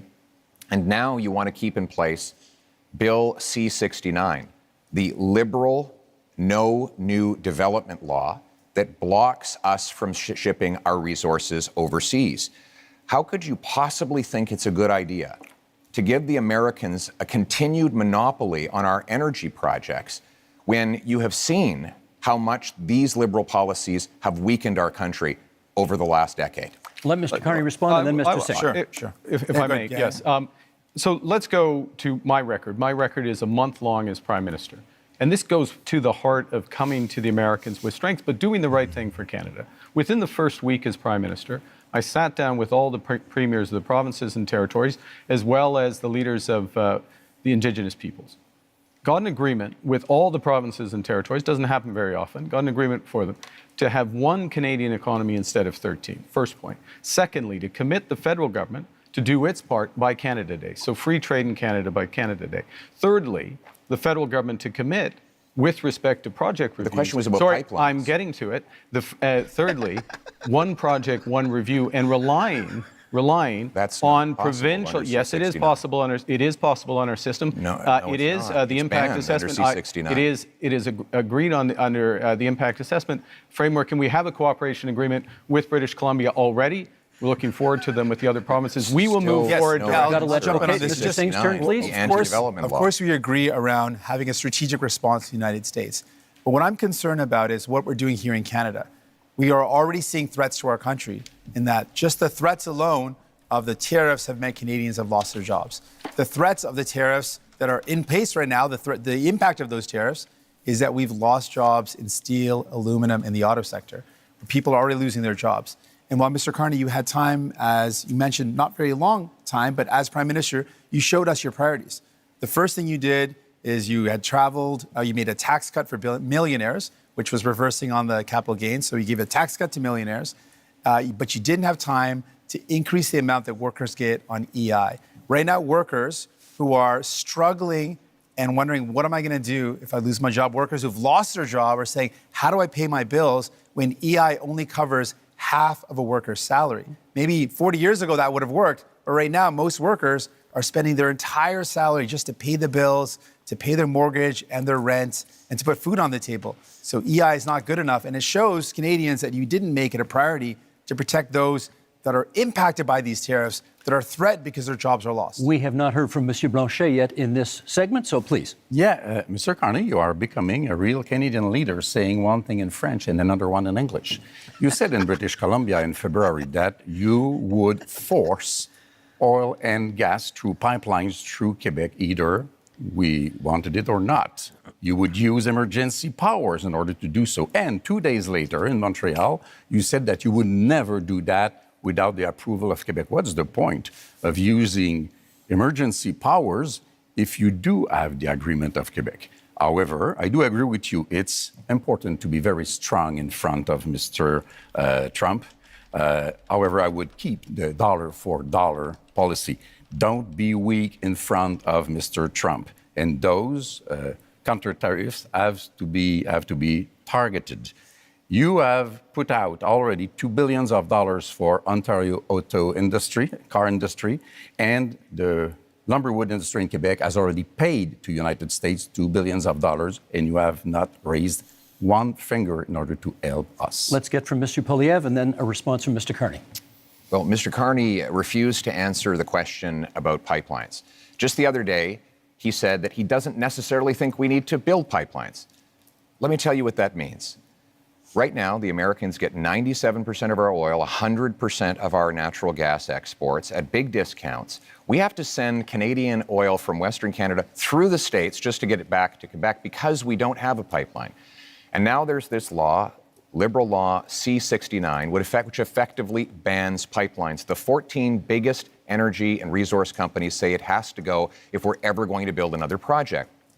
And I asked Mr. Carney why he would keep in place this anti-pipeline law that effectively empowers Donald Trump to have a total monopoly on our single biggest export. Why would you not repeal this Liberal law? Isn't it because you are exactly the same in the same line as Justin Trudeau and the rest of the Liberal team that is now making up your cabinet? Let's get a response. Well, let me pick up a couple of points that have been made. The first thing I did as Prime Minister was to cut the carbon tax. That's the first thing. Second thing is made a commitment that all proceeds from our tariffs will go to workers and those companies most affected. There were several points raised. Nothing so far. If I may, Mr. Steve, if I may address, I'm trying to do it quickly because several points raised. All proceeds go to workers and the firms most effective, and those proceeds are considerable. Third thing, I'm interested in solutions. I'm interested in getting energy infrastructure built. That means pipelines, that means carbon capture, storage, that means electricity grids. And here's how you do it. And we've already moved in the first month. Cooperation agreements with the provinces. Guess what? We are a federation. You need to cooperate with Quebec. You need to cooperate with the provinces. You need to get First Nations and Indigenous people buy-in. You can do that through the one project, one review window that we put in place at that first ministers' meeting, as well as, if necessary, using emergency powers to fulfill the federal responsibility, but not the unique. Mr. Poilievre, you want to come back on that? What you're saying, Mr. Carney, with respect, is a total contradiction. The No New Development Law, C-69, guarantees there will not be one-stop shop because it requires the Government of Canada to actually duplicate So what Mr. Poilievre is saying is that have no rules, project. have no regulation, have one have no stop controls shop. Mr. Singh, over any energy. Mr. Singh, we just got to let him finish his sentence. Pollute. Let's just let him finish his sentence. That is not true. In fact, Mr. Singh, the reality is we should have strong rules enforced once. We shouldn't have multiple levels of referral that it takes now 17 years to get a major project approved in this country. That is why in the last 10 years we've had the worst economic growth in the entire G7. We cannot afford a fourth Liberal term. We need a change, and the Conservative plan for a change will include repealing the anti-pipeline law so we can get our energy to markets other than the United States. Mr. Singh, then Mr. Carney. While these two compete about who's more pro-pipeline, I think what we need to do is, it's clear. The Liberals bought a pipeline. They built a pipeline. I don't know what Pierre is complaining about. That's what they did. I think what we need to do, if we're talking about energy in our country, we need to build an east-west grid. Let's use our power as a nation to build a national project that creates good jobs, that has no strengthens idea us how for the electricity future, works. where we connect the low-cost energy from jurisdictions and provinces across this beautiful land and have low-cost energy for businesses, for people, so we can build a stronger economy. That's the energy of the future that we need. Mr. Carney. 3 quick points. First, the pipeline built, yes, TMX built. That's why oil exports up 50% over the course of the last few years. Secondly, I don't think that's a bragging point, Mr. Singh is absolutely right about the East-West grid. Grid interconnections, which is part of the energy corridor, huge opportunities for this country. We have to be able to do more than one thing. Third point, fundamental point. We can give ourselves far more than Donald Trump can ever take away. If we have one Canadian economy, not 13, and if we just look at that agreement we got with the provinces, look at what Ontario and Nova Scotia have just announced in terms of their steps towards this, this is within our grasp. Monsieur Blancet, what should we be prepared to concede in our negotiations with the United States? I want to be back to something that Mr. Carney said. You can't do something and the opposite, and you can't fill people's mind with nonsense. Quebec has, by law, its own environmental review institution, and you cannot, through a federal decision, even through a Quebec government decision, go over the BAP, as we call it. If the BAP says no, just say it's no. I know. Good. I know, Let's but this keep that in mind. This is the point. This is, if I may, this is the point. The federal government can do the following, which is to take the decision to abide by the decision of the Quebec BAP. That is within the federal government's power. That is known as cooperative federalism. That's what we need to do. And do you understand one other point This is fast? what we need. This is what we need to do in a crisis. Brèvement ici, and then Mr. Poilievre. Yeah. The building of those pipelines will take at least 10 to 14 years. Mr. Trump will be 90 years old, not president no more, and somebody of course, less terrible will be there before you can even dream of having oil through this pipeline of yours. We're less than a minute to go. Mr. Poilievre, I promised you next. Listen, after the last 10 years of Liberals blocking pipelines and killing jobs. Sounds wild when you say that. We actually need to get things done. We need a change. And our Conservative plan for change will repeal the No New Pipelines law. It will create a true one-stop shop, set up shovel-ready zones with pre-permitting so that we can approve LNG liquefaction export plants, mines, pipelines, nuclear plants, and also hydroelectric dams so that we can generate the power we need to be strong, self-reliant, and stand on our own 2 feet for a change. Last quick word to Mr. Carney. Okay, quick word. Bringing it back to what we were talking about, which is tariffs, the threats to Canada, how to negotiate. We need these options. We need these options to build domestically, to build one Canadian economy. We need to act. We need to diversify our trade partners. And that is will our give us time in this strength to the segment. US. That is our time. Okay, you know my job tonight. I got to be the heavy guy here every now and then, making sure everybody comes to time. And I'm keeping an eye as well on making sure that everybody gets rough justice over here. That concludes our first section and our first debate. Up next, affordability and the cost of living. Our goal is to double the pace of housing construction. It will lower your bills, build homes you can actually afford. Il faudra parler des entreprises du Québec, des travailleurs du Québec, des aînés du Québec. A big, powerful bring-it-home tax cut on work, investment, energy, and home building. Okay, leaders, same idea, one-on-one questions followed by open debate format. And Mr. Poilievre, you get the first question this time. Many provinces, including some provinces with Conservative governments, have ambitious housing targets, none of which have been met. Why do you think your housing plan will be any different? Let me start by talking to the young people of the nation and those who are aspiring to home ownership. You know, it was only 10 years ago you could buy an average house for $450,000. But in the last lost Liberal decade, housing costs have doubled, rising faster than in any country in the G7. And so now our youth cannot afford a home, and our seniors are worried about being evicted. We can't afford a fourth Liberal term of rising housing costs. We need a change. And our Conservative plan for change will, 1, axe the federal sales tax on new homes. 2, incentivize municipalities to cut their construction taxes to bring houses down in cost by $100,000. 3, sell off federal land for homes. And 4, train up 350,000 young trades workers who can help build those homes. Because you deserve a home, and we're going to make it happen for a change. Also on the issue of affordability, Mr. Singh, you get the next question. How do you bring down grocery prices in the midst of a trade war? I appreciate the question. This is a big concern. When I talk to Canadians, they tell me they're really feeling squeezed from the cost of living. That's one of the top things that people tell me about. People are saying, I can't afford to buy groceries. Every time I go to the grocery store, it's just ongoing worry and this feeling of anxiety that can I actually afford the things that my family needs? On top of that, people are worried about the cost of homes. I think those are the two biggest things I hear. So we can do things about this. Other countries have taken concrete steps. We can put in a price cap on food essentials. France has done it. Greece has done it to great success. It's brought down the cost of food significantly in both those jurisdictions. We can also ban corporate landlords from buying up the affordable homes to keep homes that are affordable. We can make things better for Canadians, but it requires having the courage to take on the powerful corporations that are ripping you off, that are price gouging you. And we know that price gouging is one of the major reasons why food prices are going up. You're never going to hear Pierre Poilievre or Mr. Carney talk about the fact that these are the corporations ripping you off. Thank you, Mr. Singh. That's time. Mr. Blancet, I want to ask you about old age security, which will soon cost this country $100 billion annually. We understand you would like to expand it.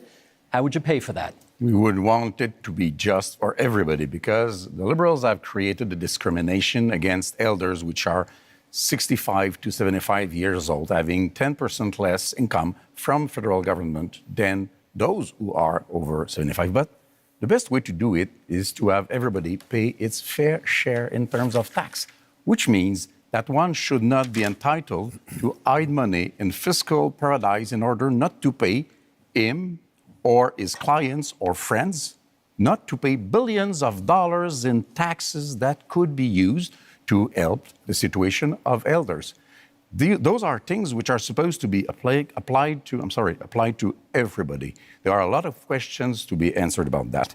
Other ways to do it is to reduce the pressure on housing price to make sure that the whole budget of elders and families and workers can afford houses which have increased dramatically in price. Merci, Monsieur Blancet. That's time for this one. Mr. Carney, I want to ask you about housing, which over the past decade has gone from a problem to a crisis while the Liberals were in power. Is your policy on getting homes built any different from your predecessors, and how? This is one of the reasons why I entered this contest, because of the housing crisis, the cost of living crisis, the housing crisis, and the Trump crisis to help fix it. And I would look, the housing approach is fundamentally different because we need a fundamentally different approach. We need to build housing at a rate that we haven't seen since the end of the Second World War. We do need a fundamentally different approach. And with the fundamentally different approach, we can build an entirely new industry. So the question is how? Now, Mr. Poilievre and I agree on some things. Okay? I agree as well on reducing the tax on first-time home purchases as a way to buy. But I am focused on increasing the supply of homes and doing that in a way that uses Canadian technology and modular prefabricated housing, that uses Canadian lumber, including in reinforced timber, and uses Canadian workers. And in all respects, we're scaling up to double the rate of home building. Thank you, Mr. Carney. That's time. We now move to open forum here. And Mr. Singh, you get the first comment. Many of you have pledged to cut the GST on many aspects of buying a home. And Mr. Singh, I want to ask you, would you cut the GST on anything else in order to make life more affordable? Absolutely. In fact, I'm the only one on this stage that fought to give people a GST holiday. Interestingly, while the GST holiday helps working class folks, middle class folks by taking off the GST off essentials, the Conservatives under Pierre Poilievre voted against that. They opposed the idea of giving people, actual folks that need help, a tax break and would rather give millionaires a tax break, which shows you whose side he's on, which is not surprising.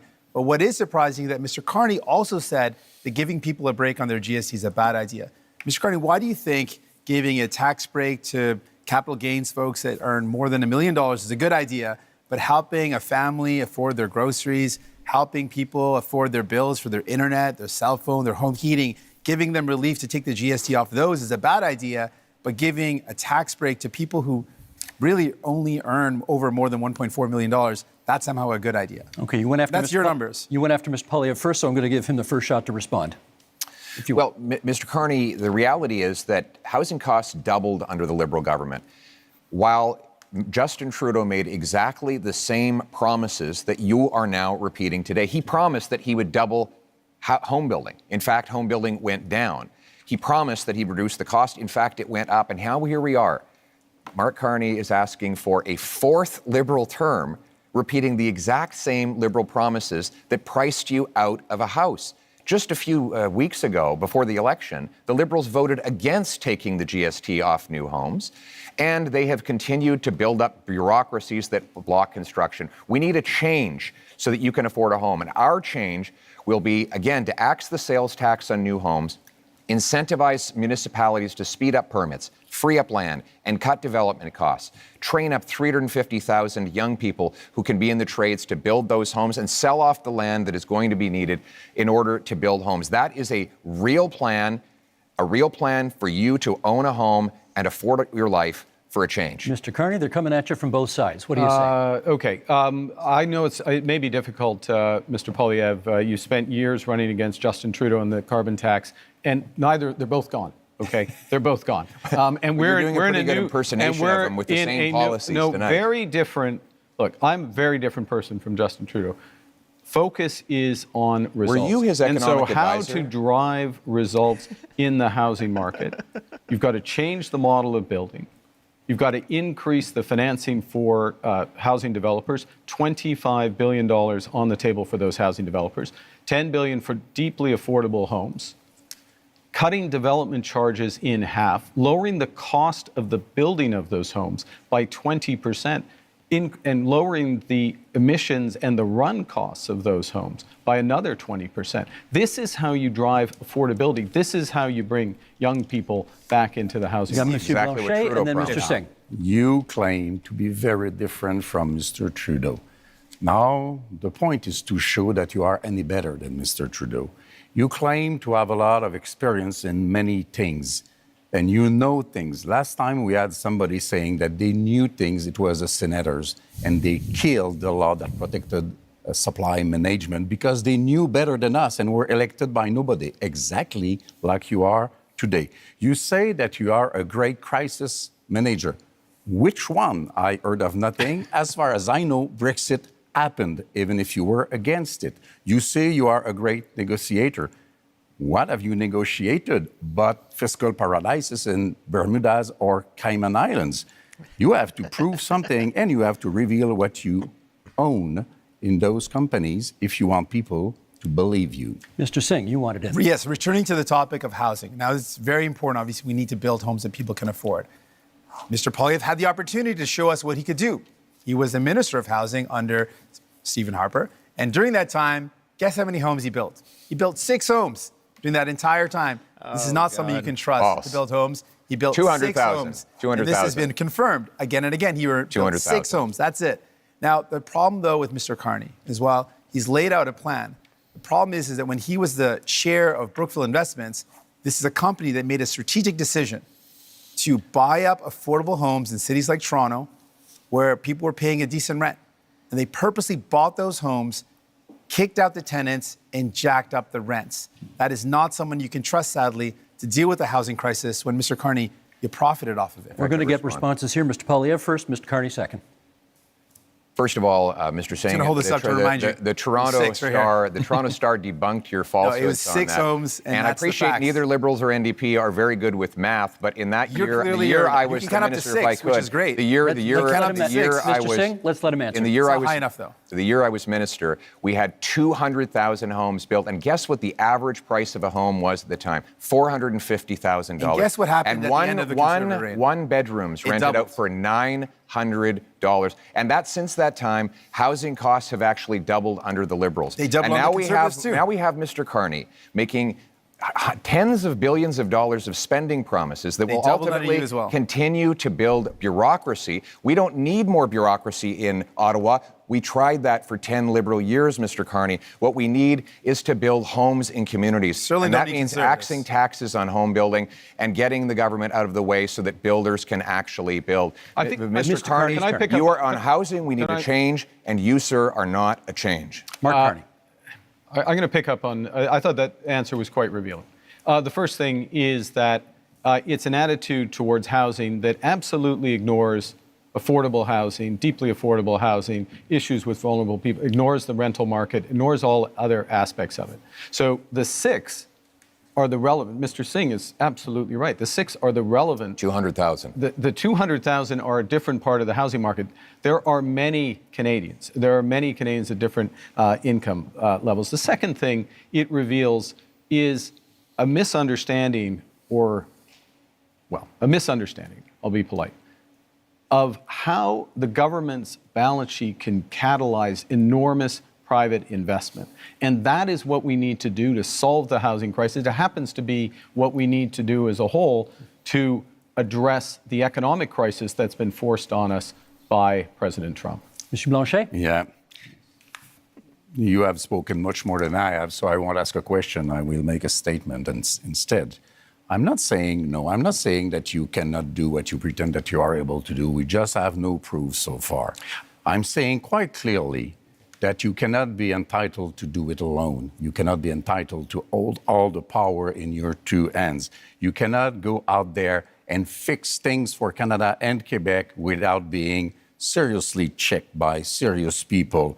You cannot go out there and speak for Quebec without Quebec having its own strong voice to protect itself and to promote its different economy. So if you want to collaborate, let's say right now that whatever happens, even if minority government happens, you will be a partner with the different Quebec economy and identity, which you have been not interested in for the economic part and not respectful for the identity part. Let me get Mr. Singh in at this point. Can you tell us what's the first thing you would do to make life more affordable for Canadians? Yeah, there's a lot of things that we can do, and I've laid out some of those things. I think fundamentally, I'm the only person on stage that not only fought for real relief for people in terms of affordability, I'm the only one that fought for pharmacare that actually makes life more affordable by giving people medication coverage, dental care that gives people more affordability by letting them access their services if you're a senior and a kid. I fought for childcare to make sure people could afford childcare. All measures that Mr. Poilievre voted against, all measures that Mr.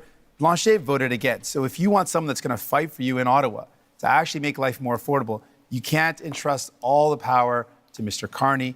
He doesn't have a track record of making life more affordable for people, but we do. So vote for a New Democrat, and we'll continue this work to make life more affordable for you, while the Conservatives and the Bloc have voted against those measures to make life affordable, because that's not who they care about. New Democrats are in it for you. Pierre Poilievre. The number one expense for families today is taxes, more than they spend on food, clothing, and shelter combined.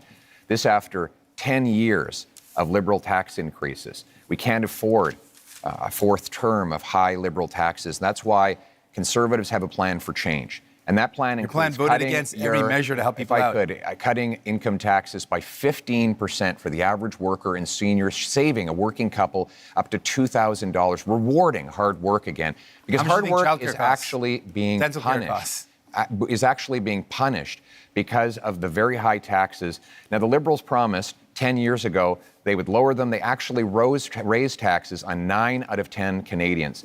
We need a change in this country because your hard work should once again pay off with a powerful paycheck that buys you an affordable home so you want to save on people a safe $2,000, street, and that's what we will deliver. You want to save people $2,000, but cut their dental care, which is thousands of dollars. False. Cut their child care, which is thousands of dollars. Cut pharmacare coverage, which is thousands of dollars. False. That's not a very good math deal right there. You're going to save people $2,000, but cost them tens of thousands of dollars.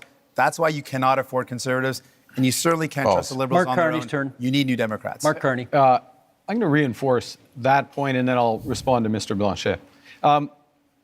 Child care in this country, $3,000 to $10,000 a year for a family, depending on where you live. Province, jurisdiction. Depending on where you live, that's what's being saved there. $800 per trip to the dentist. We've expanded dental care to 8 million Canadians. Because we forced 8 million Canadians. Because New Democrats Pharmacare. These are fundamental issues for affordability. We're talking about affordability and taking them off in order. That's why you need to tax. Quebec. That's not what I've said. And in terms of income taxes working with Quebec, for Canadians. yes, absolutely. Throughout the short time I've been Prime Minister, working directly with the Premier of Quebec, our Minister of Foreign Affairs, our Minister of Finance are from Quebec. Quebec and Quebec issues, whether it's Why supply haven't you answered management, Mr. language, Legault's letter? He asked 5 things in the letter. He reduced his expectations. We're talking about... And you did not even answer him. And tonight, you are so much in love with Quebec. Steve, the question that Canadians have to ask. Why vote for Conservatives when they're the same He's got the... Mr. Mr. Singh, sorry, he has the floor. Come on. The question you have to ask is, after a decade of Liberal promises, can you afford food? Is your housing more affordable than it used to be? What is your cost of living like compared to what it was a decade ago? And are you prepared to elect the same Liberal MPs, the same Liberal ministers, the same Liberal staffers all over again for a 4th term? Mr. Carney, Justin Trudeau's staffers are actually here with you at this debate in Montreal, writing the talking points that you are regurgitating into the microphone. How can we possibly believe that you are any different than the previous 10 years of Liberal government? 25 seconds left in this segment for you to respond to that. Look, I do my own talking points. Thank you very much. The biggest risk we have to affordability, the biggest risk we have to this economy is Donald Trump. So first and foremost, we've got to get that right. Secondly, we need to do it in a way that brings everyone along together.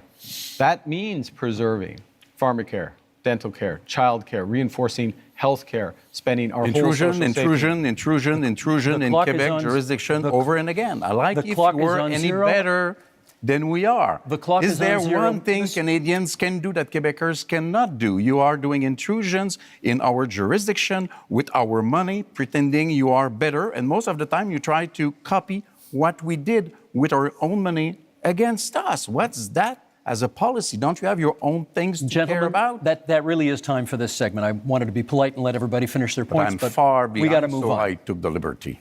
Thank you. Okay, that ends section 2. Up next, public safety and security.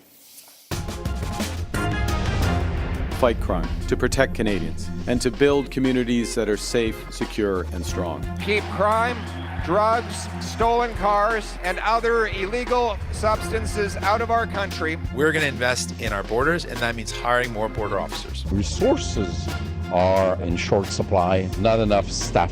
This is not the nice way to treat people who come to our border. Okay, same format, one-on-one questions and then open debate. Mr. Blancet, you get to go first in this one. Public safety and security. For a lot of people, that means the fentanyl crisis. I'd like to know what you could contribute to ending that crisis in this country. The fentanyl crisis is a very serious issue, which is a bit less important in Quebec than it is in British Columbia. I think the whole border thing is the real issue. Immigration is a very important issue for Quebecers. Immigration has to be dealt with in an orderly fashion. Our borders are not dealt with in an orderly fashion. The rules are not respected. The rules are unclear. Some rules even invite people to hide for 2 weeks illegally before coming out. Some things has to be done. The situation of one person asking for asylum may take as much as 4 years without us reducing the number in order to deal with them in a human way. The services for every citizen in Quebec are being reduced because we cannot afford the fact that we are receiving much, much more people in Quebec from this specific type of immigration than we can afford, and we cannot teach them French. That's time, Mr. Blanchet. We can, of course, return to the immigration issue during open debate, should you choose to. Mr. Carney, question for you. The Liberal gun buyback policy, not considered a success by many people. Reviving it is in your platform. Yeah. Why would it work this time?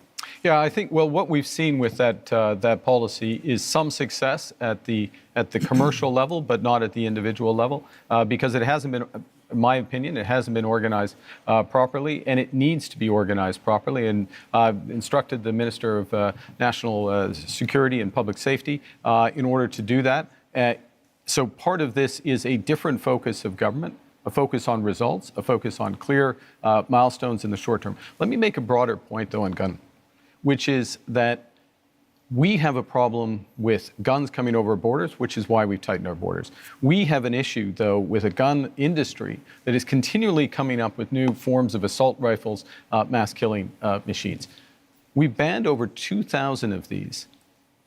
Every single time there has been a vote in the House of Commons on gun control, Mr. Poilievre has voted against it. You can't be tough on crime unless you're tough on guns. Mr. Poilievre, you can come back on that in the open debate if you want to, but my question for you in this segment is, Indigenous people are statistically overrepresented in our correction system. Are you concerned that your tough on crime platform will make that worse?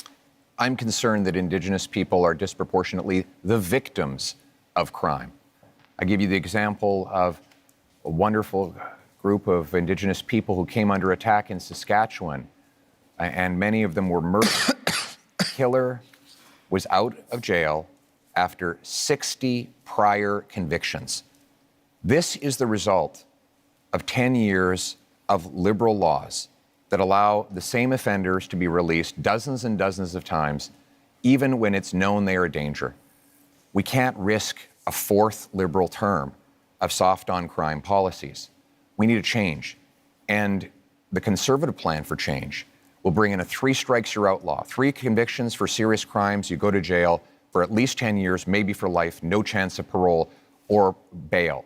We will bring in life sentences for traffickers of fentanyl, human beings, and guns, and we will secure our borders to keep the illegal guns Thank you, Mr. Poilievre. That's time. Mr. Singh, your question is about the RCMP, because you've got RCMP reform in your platform. What, in your view, is the problem with the RCMP? Well, some of the basis for this is the concern that's been raised in more rural communities and northern communities that there have been some serious concerns about violence or inappropriate use of force when it comes to the execution of their duties. We want to make sure that we've got a top-tier police force that provides security and safety to those communities in a way that's sensitive and understanding of the communities they're serving. I also think what's very important is for Indigenous communities, Indigenous policing. This is an area of deep concern. I think everyone in our country should be safe. You should be able to be safe at home, safe when you go to work, safe if you take public transit, safe for your kids to be able to play in the local playground. And that's something I'm committed to. The other area that I'm focused on when it comes to public safety is making sure we prevent crime before it happens. And that's why we want to see increased investments in our border security. We saw under the Conservatives, they cut 1,100 border officers in one day. So that prevented our ability to keep our borders safe. That stops those materials from Mr. coming Singh, into the that's country. time. Not sure it was about the RCMP, but maybe we can get back to that during the open debate segment, which we go to right now. And Mr. Poilievre, you get the first word on this one. And it sort of dovetails on the last answer you gave, which is you have pledged to be the first prime minister in this country to use the notwithstanding clause, setting aside charter rights of, as you call them, multiple murderers. Why do you think that's necessary? To be clear, I want to uphold the charter rights of Canadians under Section 7 to life, liberty, and security of the person. Right now, that right is violated by multiple murderers who are given discounts. The case in question was a gentleman who went into a mosque and shot dead 6 innocent worshipers. He got, according to this ruling, only one 25-year sentence, meaning he can be out in his 50s. He only serves 4 years for every murder that he carried out. That is outrageous. And I will use the constitutional powers that are created for this purpose to ensure that mass murderers stay in maximum security penitentiary for life. They will only come out in a box.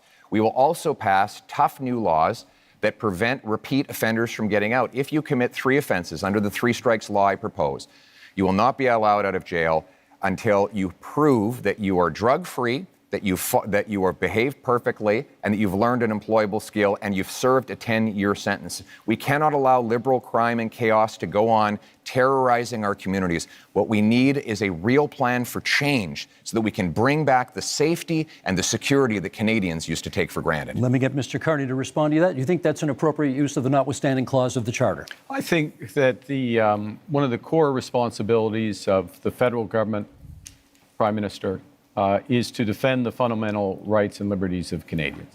And those fundamental rights and liberties of Canadians are outlined in our Charter of Rights and Freedoms, which is 43 years old literally today. I think it's a very dangerous slope to override judgments of the Supreme Court of Canada.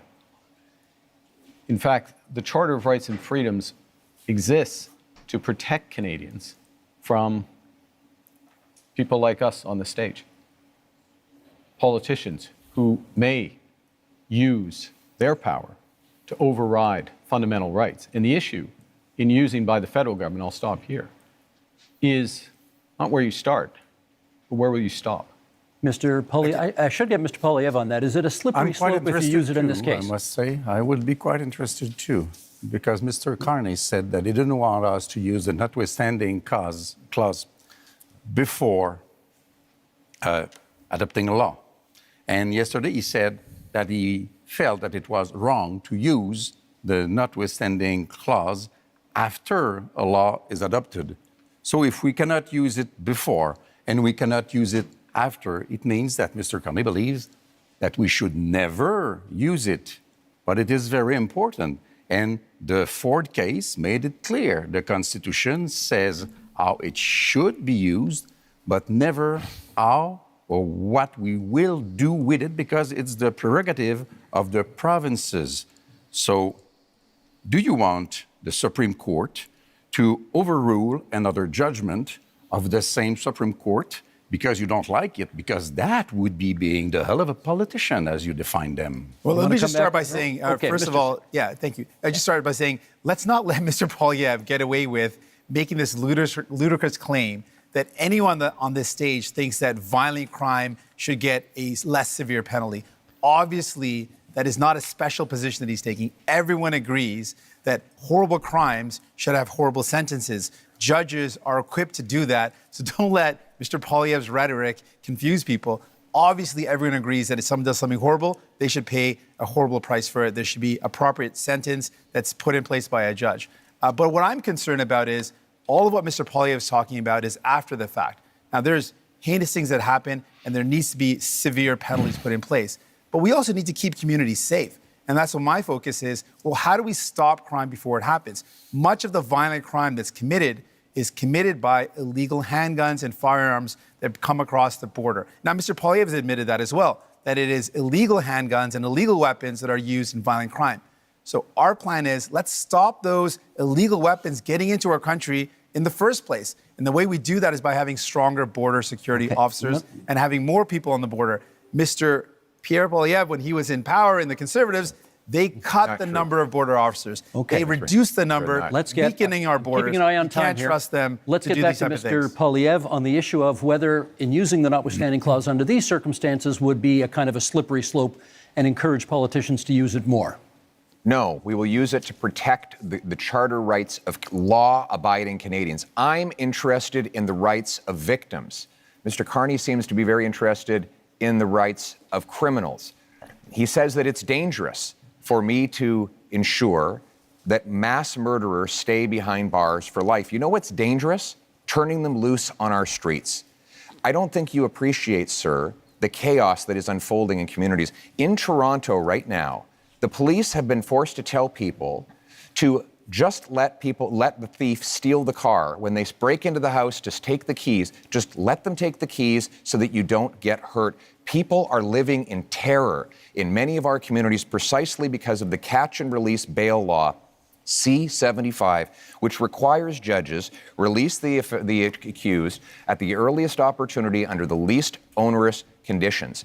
Every single member of your Liberal caucus and your Liberal cabinet voted in favor of this bill, and they are all determined to keep it in place despite constant promises to the contrary.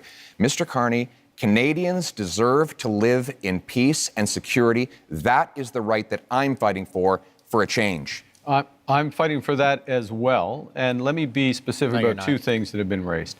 The first is with respect to these issues of car theft, home invasion, and I'll use the GTA area where there has been a sharp increase. How do you attack that?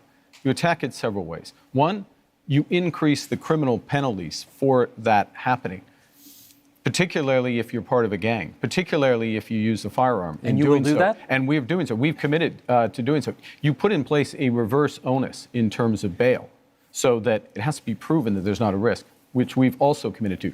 And then you go to what Mr. Singh was talking about, which is we have to reinforce our frontiers. That's why we're committing to an extra 1,000 Canada Border Service agents, an extra 1,000 RCMPs. That's why, as part of the broader fentanyl initiative, where we've added to the RCMP there, we've added drones, we're adding helicopters, we're adding surveillance, and we're going to the other end of the chain with respect to car theft, which is tightening security at the ports. This is what we need. In order to get results, you need to focus where at both ends of the chains in federal. Jagmeet Singh. Thank you very much. I want to talk about one of the issues that has come up is the idea of the public safety concerns around the overdose crisis and how this is devastating our communities. We're seeing so many lives being lost.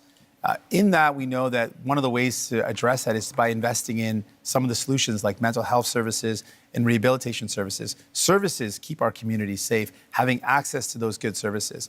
Both Mr. Carney and Mr. Poilievre are proposing cutting government spending and cutting those services. That's not going to make our communities safer. We need to see better investments in rehabilitation services, more investments in mental health.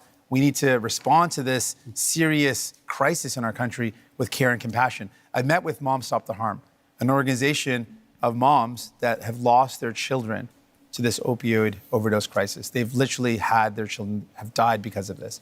And they're saying we need to do everything possible to save lives, to stop this death from happening. And I think we need to listen to those moms, and that's my commitment. Mr. Blancet. Two things as rapidly as possible. First, we believe that we should act on crime gangs and organizations, defining them as we do for terrorist organization.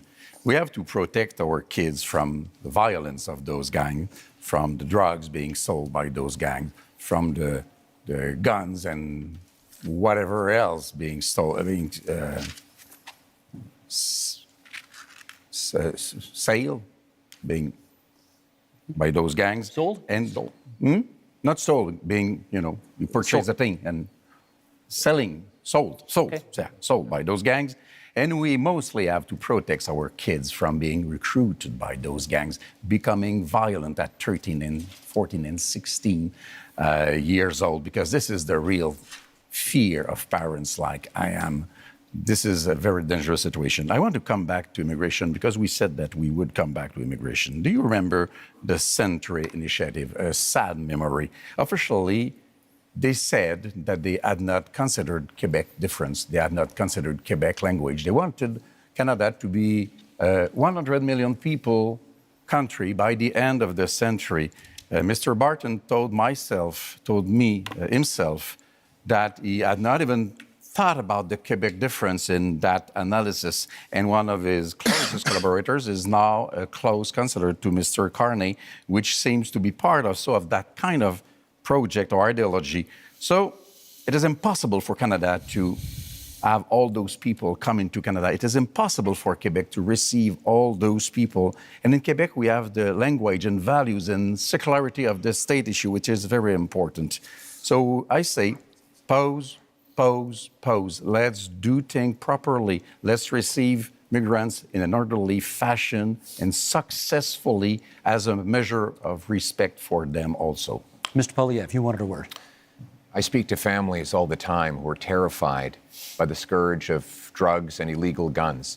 And we know those guns are not Grandpa Joe's hunting rifle. So when the Liberals try to ban hunting rifles, they're really going after the wrong people. 90% of guns that come in that are used in crime are smuggled illegally over the porous, Liberal-run borders. The border and that's why the police. border officers. It's not true, and that's you why literally the police. cut the border officers. The police in the actually, facts. if I could, the police actually endorsed me. Again, the police in Barrie, in Peel, in Sault Ste. Marie have all endorsed me because they know that I will go after the gun smugglers and criminals with 2,000 extra frontline border guards that will stop the guns After you from cut coming them, in. now you wanna hire But them. unlike the Liberals and NDP, I will not ban hunting rifles. The Liberals want to We never protect. wanted to ban I want to them. That's protect Canadians made up. from criminals. The Liberals want to protect turkeys from hunters. I think we know which one makes the most Carney, sense. quick intervention, Mr. Carney, and then I got a question for each of you before this segment's out. Okay. We absolutely fully support hunting rights of hunters and Indigenous Canadians. But I want to raise an issue, which is a serious issue, talking about safety. There are people, we're in Montreal, in Toronto, across this country, who fear going to their synagogue, fear going to their community center, fear taking their children, leaving their children in school. And this has to stop. This is it's totally unacceptable. So what we're proposing is to make it a criminal offense to threaten or to impede anyone from being near or going to their place of worship, their school, their community center. This, it pains me that we have to do it, because this is not what we should be doing as Canadians, of course. Okay. But we will put that in place. Let me respect. And this is a fundamental issue with respect Let me to get 10 anti-Semitism. seconds from each of you before this segment's out on what you perceive to be the biggest security threat to Canada right now. 10 seconds each. Mr. Poilievre. The physical security threat to our country is the rampant crime wave that is running out of control. After the last decade, we had a 116% increase in gun crime. We need to lock up the criminals. I got to hold you to and 10 secure the borders. seconds. Mr. Carney? Well, we're in a security section. I think we didn't have a chance to talk about anything internationally. I think the biggest security threat to Canada is China. China, you say? Yeah. Mr. Singh? Biggest security threat, illegal guns and drugs coming across the border, and cuts to services that would make our public safety and security even worse. Last word to Monsieur Blancet. The fact that neither Quebec or Canada is able to protect itself, and that we are still dependent and entirely dependent on Americans to protect us. Okay, that is the end of that section. Gentlemen, up next, energy and climate. Oh, no, not the climate Improving change crap. pipelines, getting things built, unleashing production. We are unlocking major infrastructure projects, including in conventional energy, oil and gas. We're speaking thousands of dollars a year for each family to pay for the damages of climate change. We can absolutely build important projects like an east-west energy grid. Energy and climate change. I know how much all of you love talking about pipelines, so here we go. Mr. Singh, to you first. Should Canada build new pipelines to get our oil and gas to market? Well, it's not an approach I favor with public money. There's not any projects that are on the table, so it's not a specific project to look at. I favor, when it comes to the environment, building an east-west energy grid that connects low-cost energy and allows for families to reduce their electricity costs. But let's put this all in context. We're talking about what our energy solutions are in the context of a climate crisis. And we're not just talking about a climate crisis in the far future. We're living it right now. I remember I met a mom a couple of years ago before I had kids who told me she was worried about taking her kids out on some days because of the forest fires in BC. It meant that it was unsafe for kids to go outdoors. Fast forward to when I became a parent just a couple of years after that, and I literally worry about the same thing. The forest fires we saw a couple of years ago meant that many places that didn't see this before saw days where there was such smoke in the air that it was dangerous for kids. We've seen extreme weather, forest fires, heat domes, floods impacting us. We've got to do everything we can to Thank you, protect our Mr. future. Singh. That's time. Mr. Poilievre, where does fighting climate change land on your list of priorities when it comes to expanding energy opportunities in this country? It lands within our priorities of bringing home jobs while bringing down emissions around the world. Look, the reality is that if we push production out of our country to more polluting countries, it actually makes the problem worse. But that has been exactly the Liberal approach with the anti-development law, C-69, blocking of 15 LNG export plants over the last 10 years. We have seen more of those jobs go abroad. I want to bring them home. My plan will be to approve, for example, natural gas liquefaction and export. If we sent our gas to India, for example, to displace half of their demand for electricity, we could reduce emissions by 2.5 billion tons, which is 3 times the total emissions of Canada. That's the way we bring emissions down and jobs up. It's common sense, and now it's time to bring it home. Thank you, Mr. Poilievre. The next question is for Mr. Carney. How would your government fast-track pipelines and mining projects while also following the Supreme Court decision that requires consent of Indigenous communities? Well, I think the first thing, and this goes back a bit to where we started, which is recognizing that we are in a crisis. We need to act with maximum force, and having a process and a consultation, but a consultation with a purpose, which is to identify those projects, those investments of national interest that are really going to move the dial in terms of growth, jobs, energy security, while being consistent with long-term competitiveness, which necessarily means lower carbon. And so part of that process is ensuring that First Nations, Indigenous peoples, are there from the start. It also includes their ability to participate fully in those projects, and that's why, and I can tell, like, you've got to tell on when I've gone on too long, so I'll finish up, which is, that's why we're doubling, our proposal is to double the Indigenous Loan Guarantee Program to $10 billion. What does that actually mean? It means an ability for them to invest equity in those projects Carney, and be full partners. Thank you. My tell is my clock, and my clock is at 0, so that's how it goes. Monsieur Blancet, do you still oppose pipeline construction in Quebec, even though a majority of Quebecers now apparently say they support it? We will know about that when we have held the debate about that, which has not begun yet. We are just beginning it. First, we are hearing very creative numbers, and we are being fed nonsense. And we will be back to it in a few minutes. But energy, trade, commerce is from south to north or north to south. And it's true in Quebec also. In a little more than 3 years, Donald Trump won't be in office. And there will be not one more pipeline having been built once we get there. So let's be serious, responsible, and we will be back with the numbers. We don't want to pay in Quebec for such monstrosities which will provide us with nothing. We now move to open debate, and you all will get a chance, or have had a chance, to get the first shot at this. And Monsieur Blanchet, it is your turn to get the first shot. Canada has a substantial supply of critical minerals which are in high demand. Are you in favor of allowing these minerals to be mined? Of course. It has to be done properly. Quebec has probably the most important clean phosphate reserves in North America.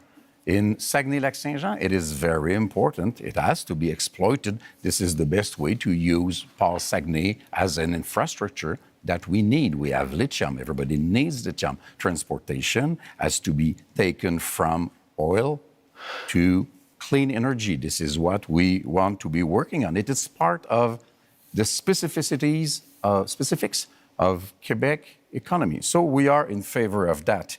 But we don't want to pay for the $30 billion which have been spent on oil and gas by the Liberals last year. It's $7 billion from Quebec. We don't want to pay for the $40 billion which have been spent by the Liberals on Trans Mountain. It's $9 billion from Quebec. Those are $16 billion of which not $1 has been spent in Quebec to develop a lot more power and wealth for Quebecers with our own money. We need to let the leader of the Liberals respond. Well, actually, I was going to pick up on the enormous opportunity that exists in Quebec, exists in Ontario, exists in the north of Canada, really exists across this great nation in terms of critical metals and minerals. We are have one of the biggest resources in this country.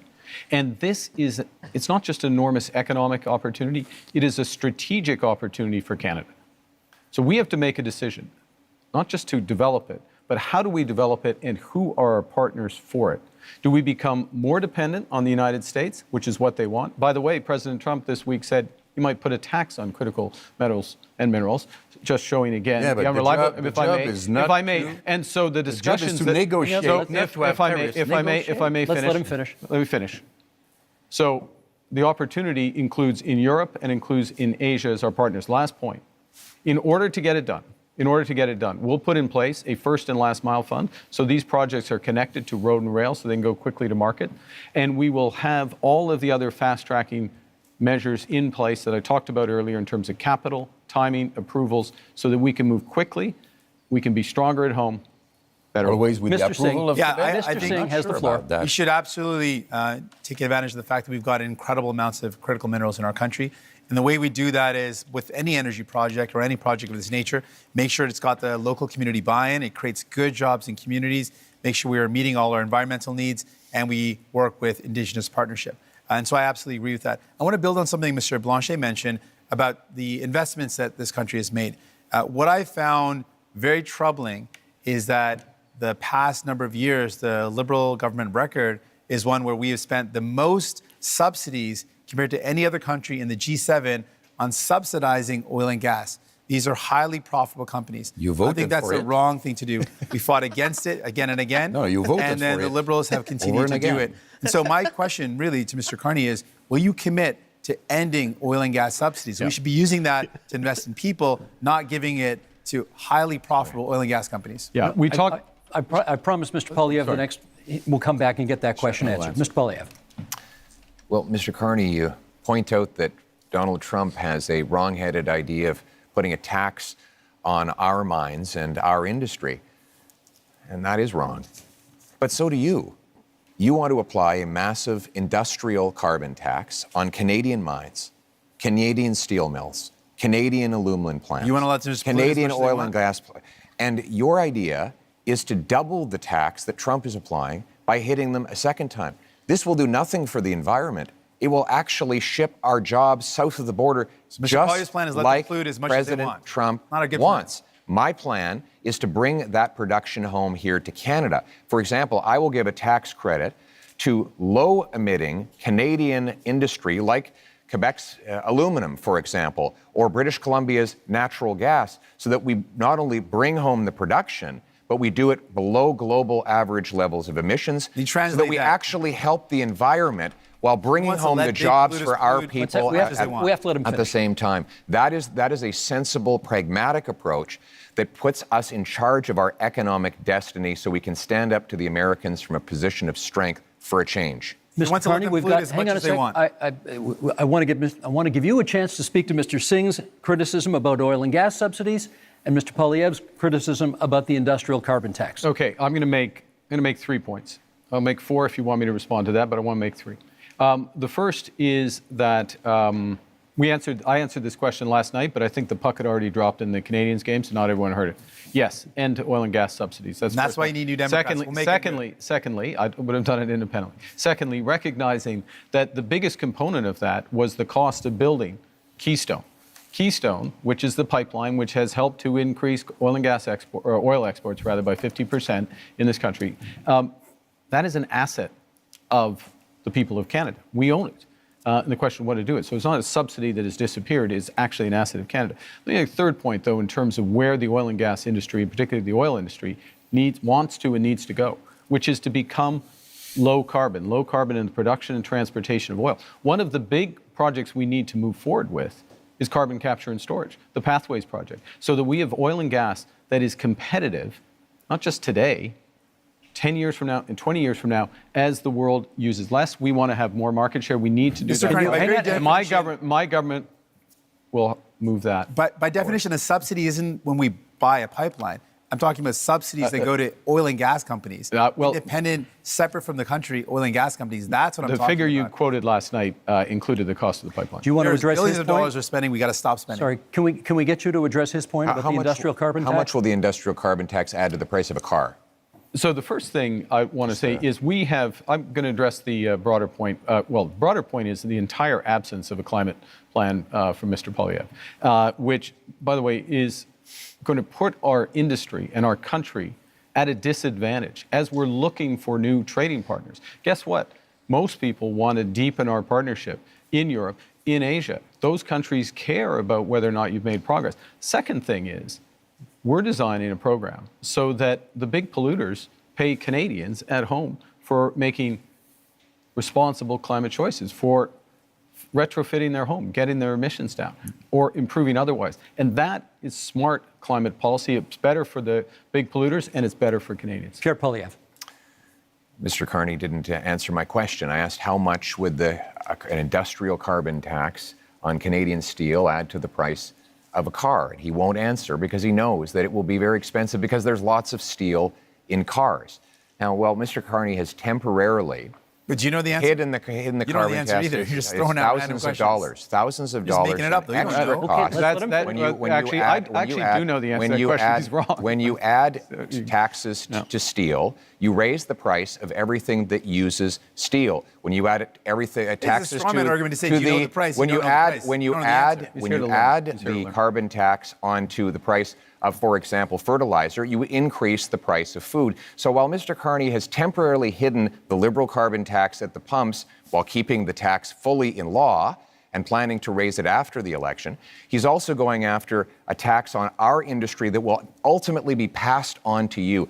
After a lost Liberal decade of rising costs, we cannot afford a fourth Liberal term. We need a new government that will fully axe the carbon tax, increase the jobs that we have here in Canada, and bring down your cost of living. We got just a little over 3 minutes left in this segment. So, Mr. Singh, I want to ask you, do you think climate change is still a priority from Canadians? You're out there. What are you hearing? Absolutely. You speak to any young person and they think, we're seeing climate crisis in front of us happening right now. You speak to seniors who say, we used to be able to live in our homes without air conditioning, and now we're seeing heat crises in communities that never had worries about extreme weather. We're seeing flooding, we're seeing forest fires like never before. We are living in a climate crisis. So Canadians are absolutely worried about it. As soon as we come into a summer, we start seeing those forest fires again. It's top of mind for Canadians because they're living it, they're seeing it. And I want those Canadians to know, Mr. Carney is not going to end those fossil fuel subsidies unless I'm there to fight back. Mr. Poilievre wants to let big polluters pollute as much as they want, poison our beautiful land, our water, and air. He wants to let them dump into our oceans. I'm going to fight back and defend our environment. Monsieur Blancet, on the issue of whether or not people still care about climate change. I think people should be kept very informed about climate change because we are in a very strange denial situation about climate change, which still exists and is very expensive. And I'm sorry to crash your party, guys, but you are telling fairy tales. Clean oil and gas is a fairy tale. Large-scale carbon sequestration, sorry, I'm French, is a fairy tale. It does not exist. If Alberta wanted to exploit oil and gas and it were not a matter of pollution, I wouldn't mind at all. That's their business. Our own powerhouse in terms of energy in Quebec is clean energy. We are the best place in the world to achieve that. Our market is the northeastern part, Democrat part of United States. We want to keep our money to create wealth in Quebec for Quebecers. Let us be different because we can afford to be different. Let me give. I will get to you because I said I would. But you've taken a couple of hits here, and I want to give you a chance to respond to some of the things that people on this side of the stage have said. Thank you. Well, first of all, we do support protecting the environment. We want to ban the dumping of raw sewage into our waters. We want to hold large corporations to high environmental standards to protect our water and air. But we cannot do that by raising taxes and sending jobs overseas, as Mr. Carney is proposing to do. That has been the approach of the last 10 years of the Liberal government.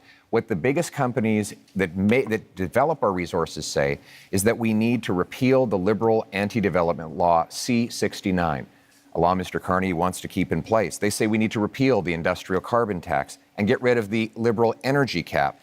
We need 6 months approvals in order to take back energy security and energy sovereignty. We can summarize that. He wants to conclude as much as possible. Hang on. Last word to Mr. Carney in this segment, please. Thank you very much. I was born in Fort Smith in the Northwest Territories, just north of what the oil sands became. When I was born and when I was growing up in Edmonton, early days, it was a fairy tale, quote unquote. But you know what happened? Canadian ingenuity, Canadian engineers, Canadian governments, both the federal government and the Alberta government got together and converted this. The worst pollution if I may, in the world. If I may. The worst pollution May I finish? in the May I world. finish? May I finish? 10 more seconds to finish, please. Let him finish his point. That's the opportunity we have. That's the opportunity we have in carbon capture. That's the opportunity we have in small modular reactors. That's the opportunity we have in hydrogen beyond. This country can be a clean energy superpower. My government will help deliver it. And that is time for this segment. Gentlemen, let us go to our final theme, which is called Leading in a Crisis. Canadians know how to weather a storm. Canadians know how to get through a difficult time. If, at the end of the day, we end up with the balance of power, Quebec is safer than it could be in any other scenario. Now is not a time for weakness. Now is the time to take back control. Canadians are always ready when someone else drops the gloves. Okay, leading in a crisis is a pretty broad theme that allows us to explore many different avenues here. So let's get to it. Mr. Carney, you get the first question this time. We haven't balanced a budget in this country in 17 years, and 10 of those years were under your party. You have pledged to get us to a balanced budget in 3 years. Question is, how? So let me put this in the context of leading in a crisis, which is, in a crisis, you got to plan for the worst. Worst is that the U.S. actually does want to take us over. Secondly, you got to have a plan to build, and that'll include a fiscal plan, and I will get to that in a second. The third thing is you need to respond in a crisis with overwhelming force. You need to think big. You need to move rapidly. The things we've been discussing today are a subset of what we can and should do as a nation, and we can deliver. And government can play a role, but its role has to be catalytic. And so our approach is that we will slow the rate of spending. It's been growing at 9% a year, operational spending, program spending, away from transfers, individual, 9% a year. We'll slow that to 2%. We will focus on a small amount of capital spending by the federal government in order to drive enormous private investment up to $500 billion by 5 years. Thank you, Mr. Carney. Ukraine surely constitutes a crisis. Leading in a time of crisis, Mr. Poilievre, question for you. If the United States withholds support from Ukraine going forward, do you believe Canada should commit more to assist? I believe we should continue to support Ukraine. Our party supported donating missiles that the Canadian military was decommissioning. We supported funds and other armaments to back the Ukrainians in the defense of their sovereignty. We also need to rebuild our own Canadian military because the Russians want to make incursions into our waters. We'll be buying 4 massive Arctic icebreakers. I'll be opening the first Arctic base since the Cold War in Canada, CFB Iqaluit. We're going to double the size of the Arctic Rangers and fill the vacancies in our Canadian armed forces. We need a change to rebuild our military, which has been so disintegrated under the cuts and the mismanagement of the last 10 years. But we can have a change because we have the best soldiers, sailors, and airmen in the world, and they will have full backing from my government if you give me the honor of becoming Prime Minister. I may come back to that one in the open forum because I'm not sure we got an answer about Ukraine on that one, but okay. Well, going on. Monsieur Blancet. The answer was yes.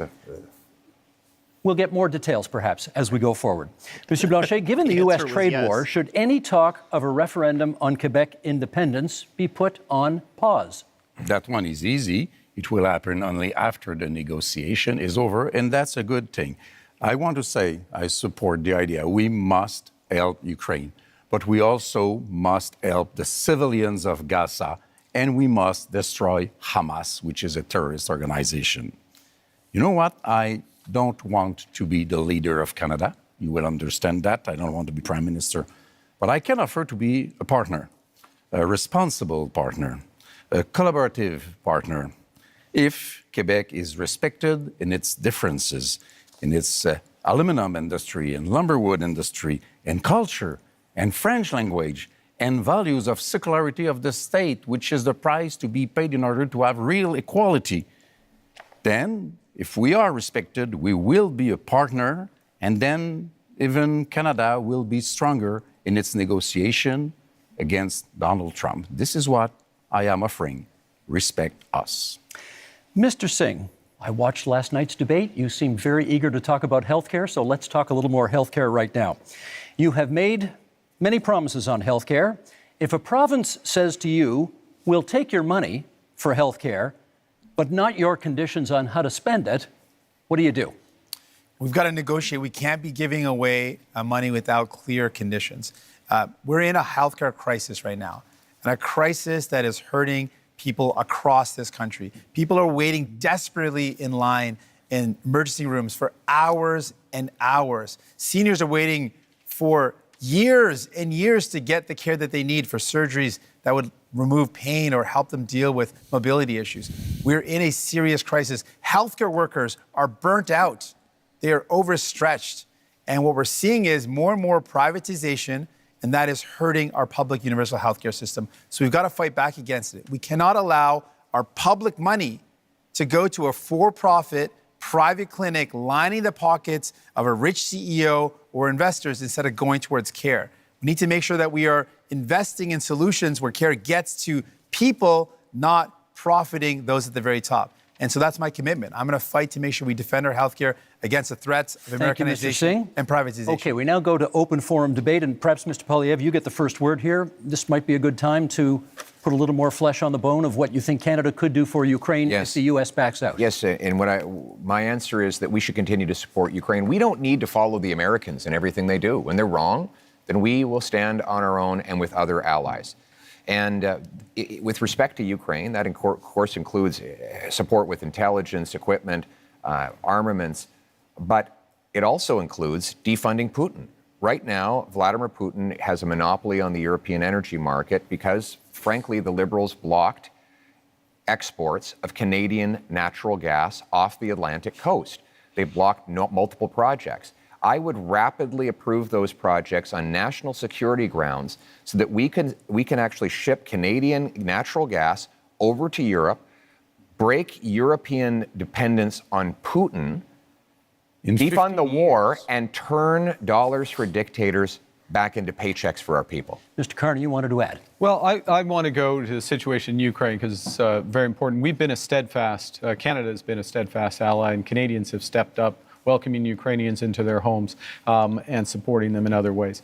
In my first month as Prime Minister, we joined the coalition of the willing to support Ukraine as the U.S. stepped back. So led by France, the United Kingdom, with Ukraine, number European nations, Australia, ourselves, New Zealand. That's an example of how the new world is going to be. Canada participating in these areas and helping. It also means open trade. Mr. Poilievre voted against free trade agreement with Ukraine. It means aid for Ukraine. Mr. Poilievre wants to cut foreign aid, including for Ukraine, or not. He didn't mention support for aid for Ukraine. We have to stand by them. We have to be there, and this government has been. Mr. Singh. New Democrats absolutely support standing with Ukraine and will continue to do that. But I appreciate the opportunity in talking about leadership in crisis, talk about many of the crises that we're up against. And one of the crises we're up against in our country with the threat of Donald Trump, with the threat of the trade war, and with the privatization and Americanization of our healthcare system is the healthcare system. And what we have learned today, Mr. Carney mentioned slowing operation spending. That's a cut to services. He said his plan. He has a plan to balance the operating budget within 3 years. That's going to require massive cuts to spending. We calculated that at $43 billion in cuts. In fact, Rosemary Barton, when he was on the show on February 16th, he said he would cut spending. He said it would be in operations. He defined it as transfers in health. And finally, longtime Liberal and former House Leader Karina Gould said that Mr. Carney's plans would mean massive cuts. That's the only way to achieve it. So, Mr. Carney, do you think it is leadership to cut health care at a time when it is in crisis? I think it is wrong. We can't do that. We will not cut transfers for healthcare. We will not cut healthcare spending, full stop. But we'll Mr. have Carney, a detail, if I may. Who do we believe, Mr. Carney today, or the one he spoke on Rosemary Barton's show on February 16th? The one that repeated again that he would cut spending? Who do we believe? If I may. Consistently said, we'll preserve all transfers to the provinces, including the increases. We will preserve all the transfers to individuals, I won't detail them all, but they're. So we're looking at addressing an operational spend, which is about $150 billion. We will address that. We will make it more efficient, and we will do it in 3 years, and we'll balance that budget. Mr. Blancet. I am 6 minutes behind Mr. Carney, so I will speak a little bit longer. First, I will support any initiative which will bring Canada aligned with Europe and NATO in order to be stronger and facing new threats. Good. I believe that 2% won't be enough. I'm not more in favor of war than anybody else, but we have responsibilities, and our main ally is removing himself from the stage. So we have to step up. We have to do our part. I want to go somewhere else entirely, however. I want to ask Mr. Carney, if we're speaking about leadership here, if Quebec and Canada were to say, you are not being given a majority government, there will be more conservatives than you would like, maybe more New Democrats than you would like, and more people from the Bloc than you would like. Will you accept, because you don't seem to be very eager about that, to deal with people which basically are more experienced than you are, as legitimate as you are, and would be more representative altogether than you would be being alone in your little kingdom? And I want also to propose to you all guys that 1 week after the election, we all meet, whatever the result, and we start dealing with this crisis together, because this is what people, either they are from Alberta or Quebec or wherever, this is what people expect from us. Mr. Carney, is that something you could get behind? I look forward to meeting with everyone. You're welcome to come, Steve, if you'd like. Week after twice, but That's also, not but very, in all seriousness, that's not very respectful. No, but I'll That's come. not very but I'm respectful. coming. On peut jaser un peu. Okay, I come to the core. On jase. Yeah, okay. I'll come to the core. Look, in a crisis, yes, you need a team, and you need to bring the country along with you. So what I did in the first week was to bring the premiers together, meet with all the Indigenous leaders, and move forward in that context. Now, the question is, who's going to lead out of this? Whoever leads out of this, if I may, Mr. Blancet, merci, thank you. Whoever's going to lead out of this is going to need to work with all the provinces, work with Labour, work with Indigenous leaders, work with all Canadians to bring them forward in a united front. And if I make this last point, one of the things that has happened, which is a credit to those people at home, is that Canadians are coming together. And it's our responsibility to meet the strength of Canadian unity. Still lagging. I have one small point to make. Yep. You will be elected, if you are elected, in the parliament where there are other leaders.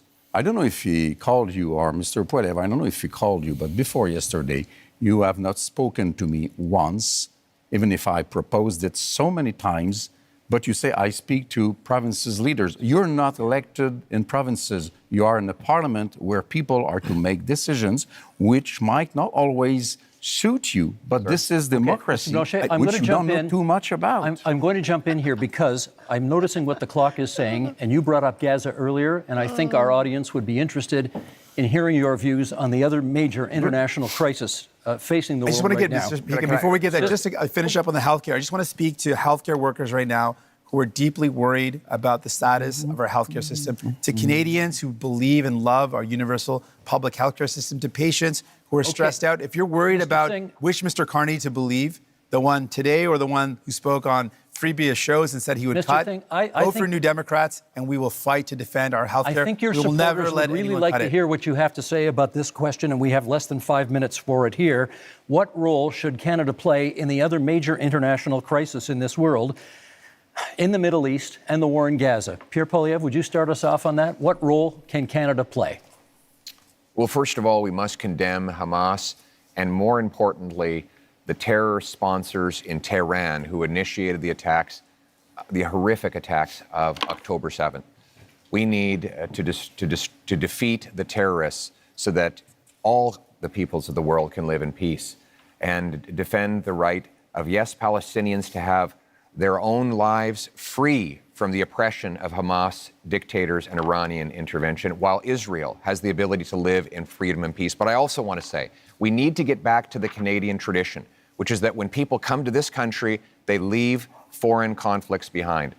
The rampaging riots targeting Jewish communities is utterly unacceptable, and it points to the growing chaos that we see on our streets after 10 years of incredibly irresponsible liberal policies, of weak borders, of dividing people into groups, of saying one thing to one group and the opposite to another, dividing and conquering. We must end that division and unite our people so that everyone feels safe, and that when we come here, we put our foreign conflicts behind and we put Canada not, people, first. Mr. Singh, come from countries from around the world, and they care deeply about where they come from, and they should be able to do so. That's a part of being in our country, to have that freedom. Your treatment of Palestinians has been frankly disgusting. Your treatment of people who provide care and service for people in Gaza has been disgusting. On top of that, people in Israel and in Palestine deserve to live in peace and security. And Mr. Carney, to date, you've not acknowledged that what's going on in Gaza is now clearly become a genocide. It's important to call things out as they are, and you've not done that. Mr. Carney. We need to work, to go to your question, we need to work with our international partners, maximum pressure, maximum encouragement for an immediate ceasefire. That's the first thing. Encourage the return of all of the hostages. Resumption of humanitarian aid. My government put in place $100 million of humanitarian aid, which is ready to go. With respect to where this ultimately goes, yes, two-state solution, but it has to be a viable and free Palestinian state, living side by side in peace and security with the state of Israel. I will underscore one other thing. Mr. Poilievre rightly mentioned Iran, the Iranian sponsors in this region. We have to be clear-eyed about the fundamental risks of Iran and do everything with our international partners to check it and turn it. Mr. Blancet. If we are to work together, we will have to be consistent. The Jewish community in Quebec and Canada is harassed by a very little minority of radical Islamists. And we don't do so much. The law in Canada says that somebody may invite people to be violent, to propose genocide against another people, if they can be hidden behind a religious motivation. They are in agreement with that, they are in agreement with that, they are in agreement with that. And we say it is a crime to invite people to violence and killing other people, and this is what is being done very often in Canada and Quebec with the approval of the Criminal Code of Canada. And we are saying this has to be changed. We have to change what we do before we want people elsewhere to change what they do. Last minute in this segment, Mr. Poilievre. This is about crises and leadership. And one crisis we have is in immigration. Because of this Liberal government's commitment to a radical policy called the Century Initiative, which seeks to bring our population up to 100 million people, they have allowed massive overcrowding in our communities. That has caused housing shortages, job shortages, Don't blame immigration for the fault of your government. And if I could, the fact that you did sorry, not I didn't interrupt housing, you. I did not interrupt 6 you, homes, sir. I did not interrupt you. Don't blame. I do not blame. your If I could, failures. Let him finish. I do not blame immigrants. I blame the Liberal government, which brought this policy on. And Mr. Carney wants to continue with the Century Initiative. This is crazy. We have to get back to normal levels of immigration, get rid of the fraud in the temporary immigration system, and ensure that the people who come here can arrive in numbers that we can house, employ, and care for. That's how it always was, and that's how we're going to restore Thank you, Mr. Poilievre. That is our time for this segment. Those are our 5 themes, but we are not done yet. We are entering the next section of our debate tonight, what we're calling the leader's choice, something a little bit different. Each of you will get the chance to ask a question, any question, of any other leader. You can then debate the answer, and each one on one will last for 3 minutes. So, Mr. Singh, you have the first option here. Who do you want to ask your question of? Mr. Carney. Go for it. Mr. Carney, as chair of Brookfield Investments, your company is one of the biggest tax dodgers in Canada. As chair, you approved decisions where Brookfield Investments bought up affordable homes, kicked out the tenants, and jacked up the rates. As Prime Minister, one of the first things you did was a tax cut that helped out mostly millionaires. And you have a plan to cut services for people. Now, I expect that of Mr. Pierre Poilievre and the Conservatives. That's very much a Conservative plan. But my concern is that doesn't sound like what people want for a Liberal leader. So my question to you is, Mr. Carney, whose side are you really on? Thank you very much for that question, Mr. Singh. I I'm on the side of Canadians. I'm in this for Canadians. I work for Canadians. But your track record doesn't show that, though. No, I have a track record of public service for this country. Go back to something Mr. Blancet referenced earlier, which is have I resolved any crises? We're in Quebec. If you ask anyone in the finance industry, if you ask anyone in government in Quebec in 2008, they'll know that I resolved the biggest crisis in Quebec. Yeah, you won't have fun. On Yves, good, but 60 million. But this is for these two. With Mr. This is Singh. for these two. Yes, I have had a long career in the private sector. I'm proud of that career. I've always acted with integrity, and it brings me with experience that I can apply But no one's in this questioning moment, your integrity, in moment sir. of crisis. And you certainly have served the country. But the problem is who have you served? You've served to benefit those at the very top. You jacked up the price of homes for people living in affordable homes as a strategic decision. You dodged taxes. And then your decisions as Prime Minister show you're not prioritizing people, but you're prioritizing big business, billionaires. So what have we done as a government directly? So we've gone directly to workers using all of our proceeds from the tariffs, committing all of them for workers, the workers most affected in industries. The employment insurance isn't unlike high others, unlike others who plan to use them to cut taxes. We are focused on the EI is not high enough, though. You have to accept that. Right now, there will be additional programs. I am fully confident that the next government, whatever government is formed, or certainly if I'm in the next government, we will make additional programs. But you didn't do that so far, though. Well, I can't. You couldn't. Well, you couldn't, given that we're in an election process. You could have increased the amount, though. May I make a core point here, if I may, which is that when you think about workers here today and people watching at home, particularly younger people, there is an enormous opportunity in the trades, in the skilled trades. We are going to build this country in a way that has not been seen before. We are literally talking about hundreds of thousands, not jobs, but careers in the trade. And that's why we're investing in apprenticeships and mid-career. But I think people are worried, Mr. Carney, if New Democrats aren't there to force Liberals to make sure they remember about people they will forget. Gentlemen, that is time. Thank you for that. Monsieur Blanchet, you have the next question. To whom would you like to put it? Mr. Carney, you avoided quite I would say, skillfully the questions of Mr.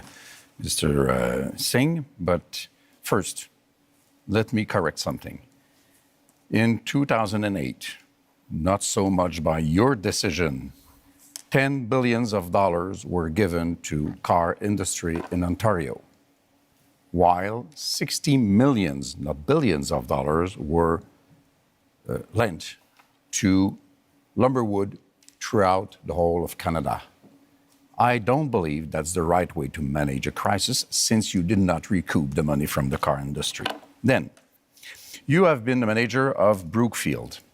It's supposed to be a green investment fund, but we now know that 50% of the investments of Brookfield is in fossil fuel. It's not so green. You seem to want to support oil and gas industry. That's interesting. You want to support prefab housing, and it's also in the investments of Brookfield, but not in Canada. You want to support nuclear power, smaller reactors, which are more dangerous, by the way, and Brookfield has investments in Westinghouse. You have hidden the money of Brookfield in Bermuda and Cayman Island, $30 billion. Billions of dollars lost for Canada. You are having your taxes being paid by families, workers, elders in Canada and Quebec instead of paying your own taxes. So I want to know, will you, before the election, reveal all the details of your assets, as Mr. Singh has done, as Mr. Poilievre has done, and as I have done? We have a right to know under those circumstances. Let's let him answer. Well, the first thing is, I want to say a word about, I'll say a word about Brookfield. You know, this is a Canadian success story. It is the largest infrastructure investor and developer in the world. It is one of the largest, if not the largest, developer of renewable power in the world. And who benefits from that? That's Canadian pensioners. That's Quebec pensioners. That is teachers. That is firefighters. It is a series of people, including individuals on this stage, benefit from that. Now, always acted with integrity, served the shareholders of Brookfield when I was there. I have left that. I have followed all the rules well in advance. So let's I have followed reveal all your the assets. rules well in Let's advance. reveal your assets like we all did. And working for the people of Canada. What do you own? Why don't you tell gentlemen. Canadians and That is Quebecers time. what you own? Monsieur Blancet, we're moving on to Mr. Poilievre now, who has his opportunity to ask the question of whomever he'd like here, and that will be? Mr. Carney, but if I could begin by setting the stage. The choice in this election is, after a lost Liberal decade of rising cost and crime and a falling economy under America's thumb, do we want to elect them to a fourth term? Or do we want to change? Change so that you can afford food and homes. Change so that you can be safe on your street, and change so that your paycheck grows faster than your cost of living. Change with a new Conservative government. Because Mr. Carney is not change. Mr. Carney, in 2020, it was recorded, you began advising Justin Trudeau. It's still on the Liberal Party website today that you are Justin Trudeau's economic advisor. They might want to update your website on that. On June 3rd of 2021, you said that inflation would be a sign of economic progress. And you advised governments, including Justin Trudeau's, your Liberal government, to print money, which led to the worst inflation crisis in a generation. Now, that means that mothers went to bed with empty fridges and empty bank accounts, worried how they'd feed their kids, that seniors worried they'd be evicted from their homes, that young people believed they'd never be able to own a home in the first place. Now, in retrospect, that you look back on the Liberal decisions that you advised Justin Trudeau to take, will you look at the camera in the eye and apologize to the many people who suffered as a result of the inflationary policies that you advised Justin Trudeau to implement? You know, I said earlier, but I'm going to say it again. I know you want to be running against Justin Trudeau. Justin Trudeau isn't here. Are you denying you were his economic advisor? I did not provide any of that advice. I did not provide any of that advice. It's on the Liberal Party website. I'm sorry. Are you accusing your Liberal Party of lying about your role? Because it says today you can go to the Liberal Party website now, and it says that you were Justin Trudeau's economic advisor. The way you judge someone, in my view, is how they act, what they do when they have responsibility. Twice I was a central bank governor. And in both cases, if I may, in both cases when I was responsible for inflation, inflation was less than 2%. I'll add that when I was here responsible for the Bank of Canada, inflation was less than 2%.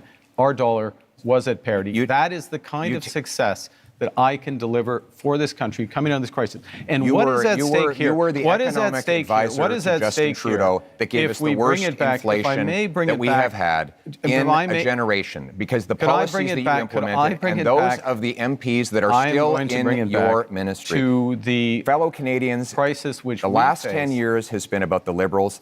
The next 10 years should be about you. And that's time. Mr. Carney. Boom. Good news is the next question is yours. Well, I'm going to ask myself a question.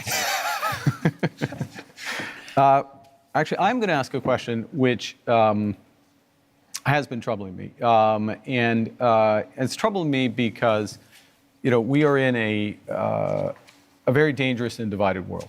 Who is it to? I'm going to ask a question of Mr. Poilievre. Why not? We're in a dangerous and divided world. We talked earlier about the challenges in the Middle East, the threats from Iran, threats from Russia, Russia's aggression in Ukraine.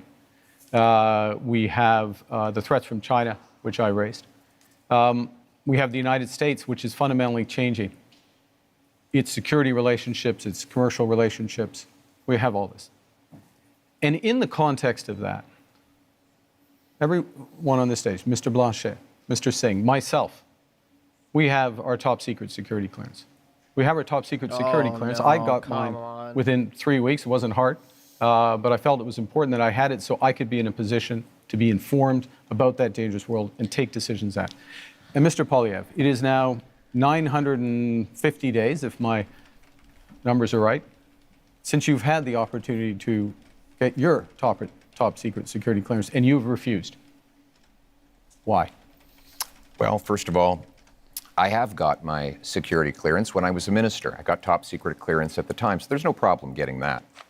But when the government made this recent offer, they said that if I got the secret security clearance briefings, that I would be gagged under the security law, and I could be prosecuted if I spoke freely about matters of foreign interference. Now, given that Canada has experienced Chinese interference by Beijing, the government of China, in 2 consecutive elections, I needed to do my job to speak freely without fear of prosecution.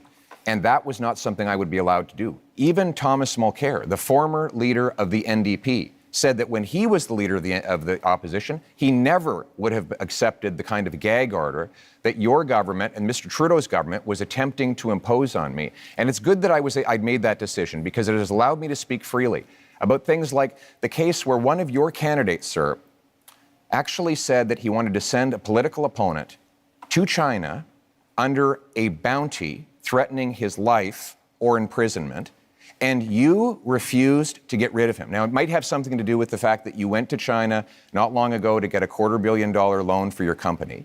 But the reality is, you refused to stand up for a Canadian who was being threatened by a foreign government. And I was able to speak freely on that matter because I refused the gag order that the Liberal government attempted to impose on me. Well, there's a couple of interesting things. I think people at home have seen a robust debate here, and it's been a robust campaign, and it has not stopped Mr. Blancet or Mr. Singh at times during his campaign by making challenges with respect to these issues. So one can address it. I will observe, as someone with the top secret security clearance, that China is not the only country that is accused of foreign interference. And gentlemen, that is time for this segment. That's our time. Now, closing statements are still a few minutes down the road, so we have a little bit of time for some quick hit Q&As for each of you right now. Short questions, 45 seconds, please, on the answers, and we're going to go left to right as I look at you right now. Mr. Poilievre, you get the first question. To the best of my knowledge, you have not offered a hard timeline, as the other parties have, to meet Canada's NATO commitment of 2% spending on defense. When would you hit that target? My aim will be to 2030. That said, when we renegotiate our trade deal with the U.S., I know it's their priority to see us increase our military budget. One of the things I will say to the Americans is the more free trade, tariff-free free trade we have, the faster we can rebuild our military in Canada and reassert our sovereignty. And we will use that money to have heavy icebreakers in the north, Poseidon aircraft, fighter jets, a new base in the north, double the Arctic Rangers, fill the vacancies in the armed forces, and rebuild the warrior spirit that characterized our military since the birth of our country. We will rebuild our forces, and we will stand behind our veterans. Thank you, Mr. Poilievre. Mr. Carney, your question. You have cut both the consumer carbon tax and the capital gains tax increase that you inherited from your predecessor. Is that an admission that the Liberals made life less affordable for Canadians? I think let me give you the rationale behind both of those changes. First, with respect to the consumer carbon tax, in effect, it become too divisive for Canadians. Canadians received rebates. On the whole, they received more than the tax actually was, but some had represented that it was a tax without a rebate. It became divisive. It didn't serve its purpose. It made a relatively modest contribution to overall climate goals. I got rid of it. First act made Canadians whole. Secondly, but with respect to the capital gains tax, it's come up again, I'll be quick. This is a fundamental issue. We need to build this country. Builders, innovators, entrepreneurs need to be rewarded. That's why I brought it back. And that's time. Thank you. Mr. Singh, would you change the existing cap on immigration? I've said that the level of immigration, first of all, we need immigration. It's fundamentally important to our country. And we speak to any small business owner, you speak to people here in Quebec, you speak to farmers. It's fundamentally important. A couple of things, though, we know we need to be able to set the amount of folks that we welcome to our country at a level that it meets our needs. So I would ensure that we've got an expert panel that makes that determination based on our economic needs. We also know that we should be very clear that the lack of investment from Liberals and Conservatives resulted in the fact that we have a shortage in housing. That's something that we've got to fix. I should also point out that if you are worried about the cuts being proposed by Liberals and Conservatives, vote for New Democrats. We'll fight back to protect Canadians and make sure that we've got the right immigration levels. Thank you, Mr. Singh. That's time. Mr. Blancet, Quebec, I believe, is now the only province with a carbon tax. Do you think that's fair? It's not entirely true. It's not a tax. What Quebec has is a system by which we invite big emission companies, I don't know how to translate that, to reduce their emissions. If they do not, then they have to pay. It goes into a fund which is invested then in reducing emissions. Our partner is California, which makes this a huge deal about reducing emissions. This is what we do. This is to be compared to what Europe does. And by the way, Europe would impose tariffs on Canadian oil if it ever got there. We're quite proud of that. And we have to be responsible because this is much less expensive than doing nothing to fight climate change. That's time. We're going to do another set of quick hits here, left to right again, and 30 seconds this time.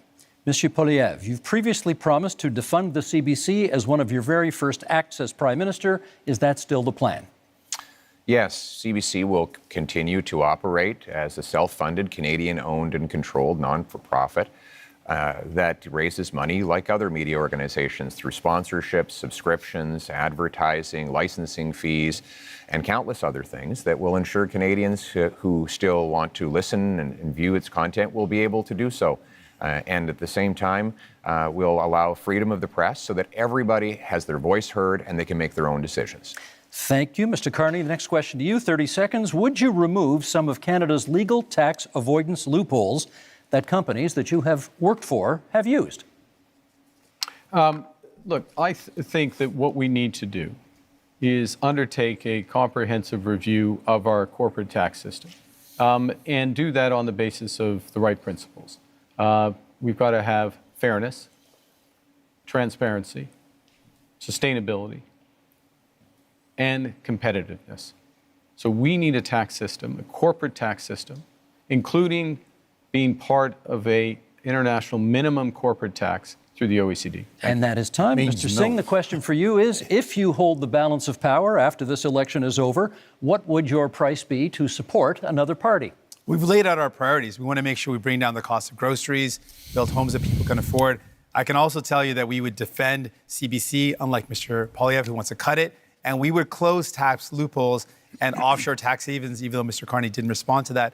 And selling stocks and shares to make profits and then having less taxes on that is not hard work. And so those aren't the job creators. The people who are job creators are the hardworking men and women that contribute to our economy.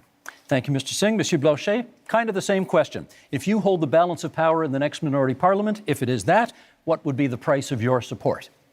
Respect for Quebec. That's quite easy.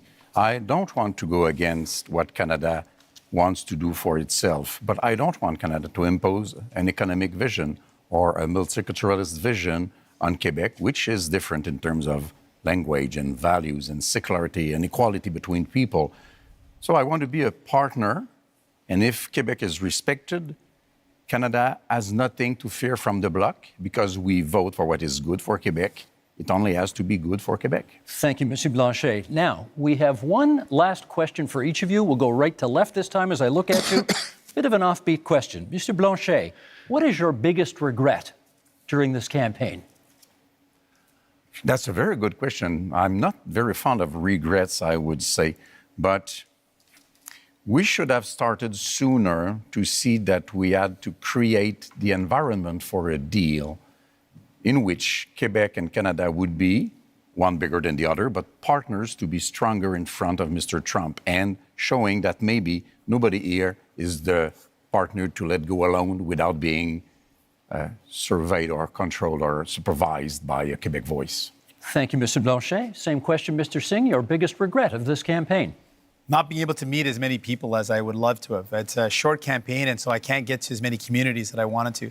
I think one of the honors of my job is to be able to meet people and to hear their stories, and then to take their stories and concerns and bring them to Ottawa and to fight for those people. And so I want you to know, even if I haven't made it to your community, I'm going to fight like hell to make sure that you're represented, that we never let any government cut our health care, that we defend the values that we care so deeply about. We make my life more affordable. That's my commitment to you. Even if I didn't get to see you, that's my commitment. Thank you, Mr. Singh. Mr. Carney, same question. Biggest regret of the campaign? To be honest, it's the same answer. This is an astonishing country. It is an amazing country. And the opportunity and the responsibility that comes with it of being with Canadians, hearing their stories, their challenges, drawing strength and ideas from them, and working to be part of the solution is the greatest honor of my life.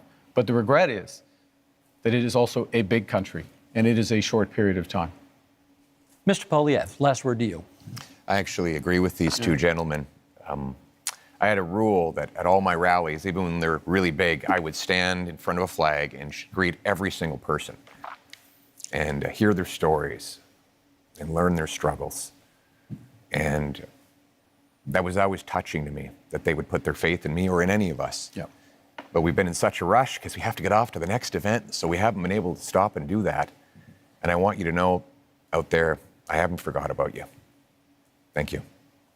Thank you, Mr. Poilievre. It is time now for closing statements, and prior to the debate, you drew lots as to which order we would go in. And Mr. Singh, you get the first word on a closing statement. Certainly, thank you.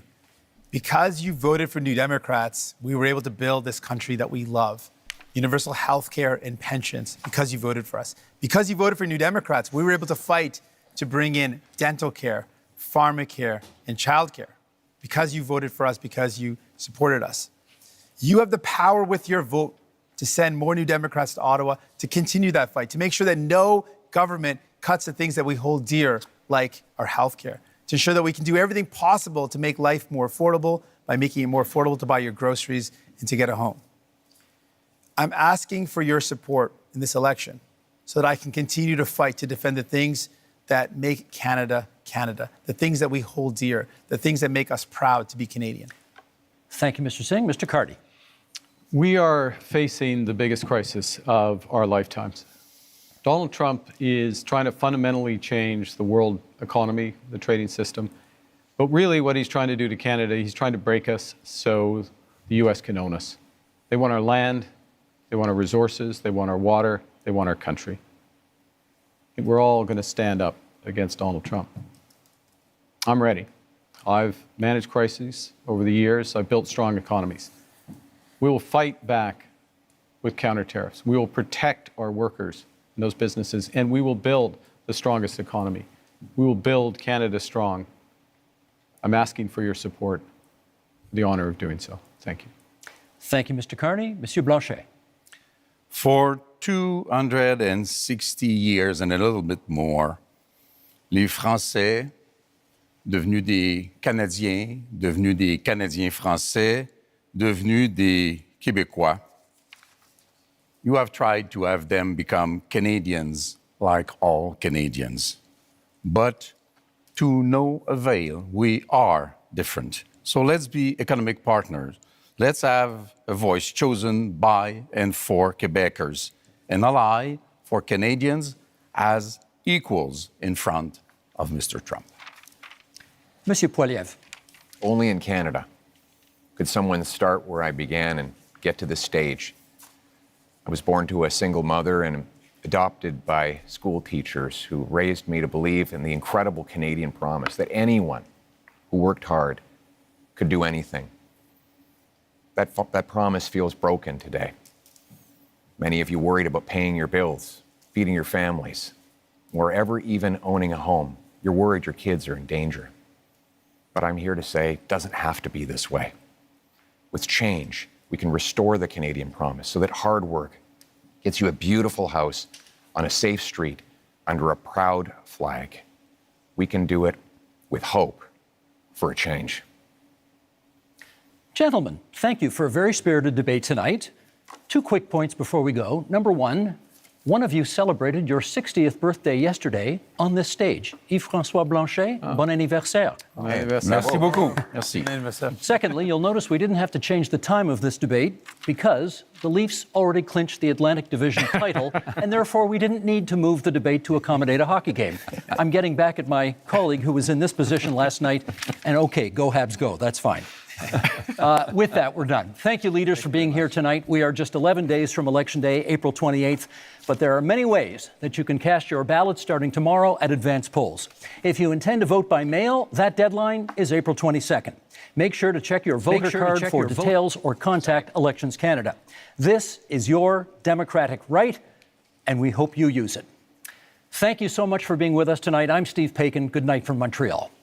Oh, that was a good debate. I actually enjoyed that. It got spicy at times. Bon anniversaire.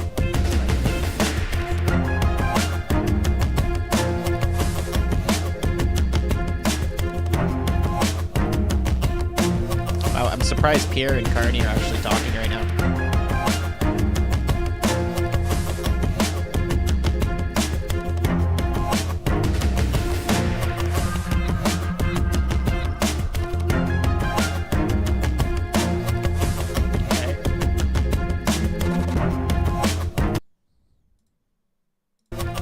So stick around, guys. They're going to take questions from reporters, just like they did last night. It was 10 minutes each.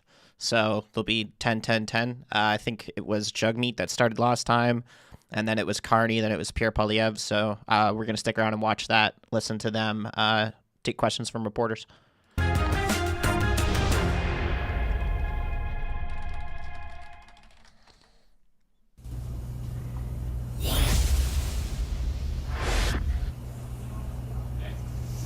And there you have it, 2 hours of the first and last English language debate between all of the people vying, well, most of the people vying to become Prime Minister has just come to a conclusion. Objectively, I think you could say it was far feistier than what took place in French on the same stage last night. I'm Vashi Kapelos live in Montreal for post-debate analysis, and we do have some developing. Before we get through the highlights of what did happen over the last 2 hours, we have just been informed not too long ago that the leaders who were supposed to take questions from reporters 10 minutes at a time following the debate, and something that we kind of call scrums, those scrums have been canceled, we are told, or the parties were told, because of security reasons. Details around what security concerns there are very sparse at this point. I want to bring in my colleague, Michael Couture, who is tracking this development on our watch this evening. Mike, good to have you with us. What can you tell us about kind of how this unfolded and what might be behind it? Yeah, it's interesting, Vashi, just to give people an idea, and maybe they can see it behind you right now, but there is yellow caution tape around this sort of area at Maison Radio-Canada, where we are all of these networks are right now. So security has definitely been stepped up. There was one point when I was trying to cross the tape and somebody asked me for my badge. And of course, it's a badge that we all have to try and make sure that we're identified and say that we are accredited here. So certainly there is some tension in the air. I can tell you that before we were heading in for the debate earlier tonight around 7 p.m. Eastern, there was a bit of a lockdown inside where security was not letting any journalists in. And as we understand it, some of those so-called journalists that represent the right wing and the far right have said they were trying to essentially grandstand, being told that the way that the questions would be distributed on those scrums would be different. You had that conversation earlier today with the executive director of the Leaders Debate Commission. He had said that they would be doing things differently, and that obviously got back to them, and they said that they were starting to say that this was undemocratic and that they're simply there to Mike, ask I'm so questions. sorry. I'm going to have to interrupt you. Right Mike, now. I'm going to have to interrupt you. My apologies. I'm going to swing over to the executive director of the Debate Commission who made this decision, Michel Cormier. He's taking questions live. Let's take a listen in. And I'm sorry to announce that there will be no scrum tonight with the leaders, because we don't feel that we can actually guarantee a proper environment for this activity. Alors, comme je viens de dire, la commission a décidé qu'il n'y aurait pas de point de presse des chefs ce soir, parce qu'on ne sent pas qu'on est capable d'assurer un environnement propice à la tenue de cet événement. We can't provide the proper environment for this. The press room. The press room will be open until 11, so you can finish filing. And I invite you to call. Oh wow, they just ended their live stream? It is. What the hell? They just ended the stream. Did you guys see that? That's crazy. Let me see if I can check. Is it still on CPAC? At this point, whether it's a long shot or what, but ultimately, I think that things probably sit just about where they did a few hours ago. Okay, Susan, your assessment? I'm going to agree with Laurie's last point there. When the debate started, there was one prime minister and 3 opposition leaders on the stage, and I think the people who started the debate finished the debate in that same position. Mr. Carney was prime ministerial. He got piled on from everybody. The question is, will that land? I mean, is a tonal shift this late, not just in the campaign, but in a political career that goes back to 2004, is it meaningful enough and sincere enough to land with voters who don't like the negativity? I don't know. Okay, so much more to talk about. Here's where we're at. Rosie, you're going to be back in a few moments because Ed Issue is standing by for special edition, even though it's Thursday and it's a normal Ed Issue night. We're also going to check in with a group of voters. Did anything stick tonight with them? And then over on CBC Radio, our friend Ian Hannamansing is going to take your calls live on a special cross-country checkup. You can call in using the number that's right there at the bottom of your screen. But if you are watching us on CBC television outside Atlantic Canada, I'm afraid we're going to have to say goodbye.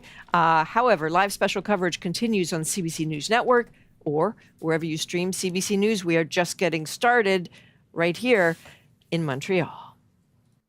Yeah, so they're ending this too.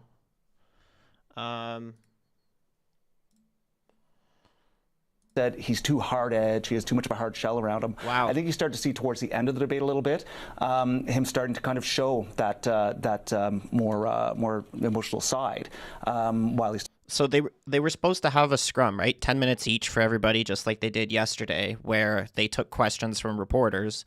And in my opinion, I think it's because of what we were watching before the... remember, if anybody was here, before the debate started, we were watching CBC News complain about how Rebel News was able to ask questions yesterday. And if any of you guys don't know, Rebel News in 2019 and in 2021 was not allowed to attend the leadership debate to ask questions. They sued the leadership debate in court, won in court, and got the court to forcefully allow them to come in and ask questions. That's why Rebel News was there yesterday. And CBC and everybody else complained about it, saying, oh, this is a right-wing media outlet. They're not journalists, all this kind of crap, and made a big stink about it. So I'm assuming now they're just used some sort of security excuse, but I guess they just didn't want to deal with the smoke. So they're like, oh, okay, nope, we're just not going to do any scrums today. I don't know. I think that's crazy. It's David Menzies' run. Yeah, pretty much. I don't know. That's crazy. The torpedo bat. He nailed it. He hit a home run on the answer and very clearly demonstrated that he has the depth, the grasp, and the experience that Canadians need to manage the economy. Okay, also get the names of the pipelines right. That's one thing. He did mix up TMX with Keystone XL. But, you know, I do want to pull a clip here because, you know, you're saying that Mr. Carney met that moment in terms of being tied to the former Prime Minister Trudeau. Although, listen to a bit of that exchange because I'm not entirely certain that he made the argument as well as you made the argument, Susan. Take a listen to what happened. This is clip 8 with Mr. Carney and Pierre Poilievre. And what is at stake here? What is at stake? What is at stake Trudeau that gave us the worst inflation that we have had in a generation? Because the policies that you've implemented and those of the MPs that are still in your ministry. To the fellow Canadians, crisis which the last 10 years has been about the Liberals. The next 10 years should be about you. Okay, you know what throws me a little bit off that is that we knew that was a potential question to be asked here, right? Because Mr. Poilievre has been doing this on the road. He did it as much last night in the French language debate. Are you surprised, George, that there was not a more well-prepared answer or at least forceful answer from Mr. Carney on that when pushed on it by the Conservative leader? Oh, for sure, for all the reasons you just said. Plus, we also saw that happen in the States, right? When the question is, what makes you different than President Biden? Kamala Harris flubbed that one, and a lot of people see that as a turning point. And so Liberals should have seen that coming. I think the other thing, Susan was talking about, Mr. Carney's preparedness on the economy and his answers around the economy. Fair enough, he's an economist. No one takes away those bona fides. But we saw him on another news show a little while ago, admitting that he wanted to cut to balance the budget in 3 years, which means $43 billion in cuts. And he specifically outlined healthcare, social transfers. He specifically said that. Today, he talked about bringing the transfers down to 2%, which right now, healthcare's at 5% itself, so that's another cut that he's announcing. And so Mr. Carney, well, kind of coming out here as the economist, and again, wants to call himself responsible, but those quote-unquote responsible economic decisions mean massive cuts. Yo, David Menzies is actually inside. Oh. And your facts are wrong. You're a disgrace to journalism, buddy. Shut up. I can do the job. Sorry, I turned it down. Oh, look at his laptop. 5 reporters to do. So, am I a disgrace, or is it all of the people you needed to do the job I do by myself? Oh, wow. This is going live right now. Oh, Rebel News Network Limited, March 27th, registered with Elections Canada, name of applicant, Ezra Levant, mailing address, Edmonton, Alberta, T5J084. I wonder where that would be. Yeah, they're all mad at Rebel News. I wonder what that postal is. Well, you certainly got a tiger by it. Let's go check out Fort Canada. I wonder who they are. He sounds exactly like you think he would. Like a raving lunatic. No, you don't understand. You don't even understand what you're looking at.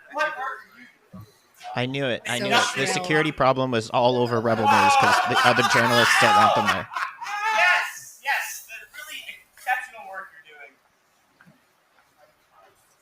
This is the media room inside. I've heard ranting drug addicts on the street. Better behaved than this guy. This is them actually talking inside right now. I don't know. You guys must be lagged behind for some reason because I'm watching this. That is unhinged. Holy Hannah. I've never seen anything like that, to be completely honest. Like in a professional setting, never. Well, it's not professional. It's entirely unprofessional. Look at how absolutely unhinged the laptop class becomes when they aren't given their silver platter. That was wild to watch. That happened while we were watching the debate, did it? Yeah. Mm-hmm. Oh. Yeah, that's the behind the scenes. Thank goodness that we took the steps that we took to send a team of rebels, just like everyone else. No question. Just to even the playing field, because otherwise those are the kind of lunatics. Well, let's go back and watch that from the beginning because we kind of missed a little bit of that. So this is them entering, I guess.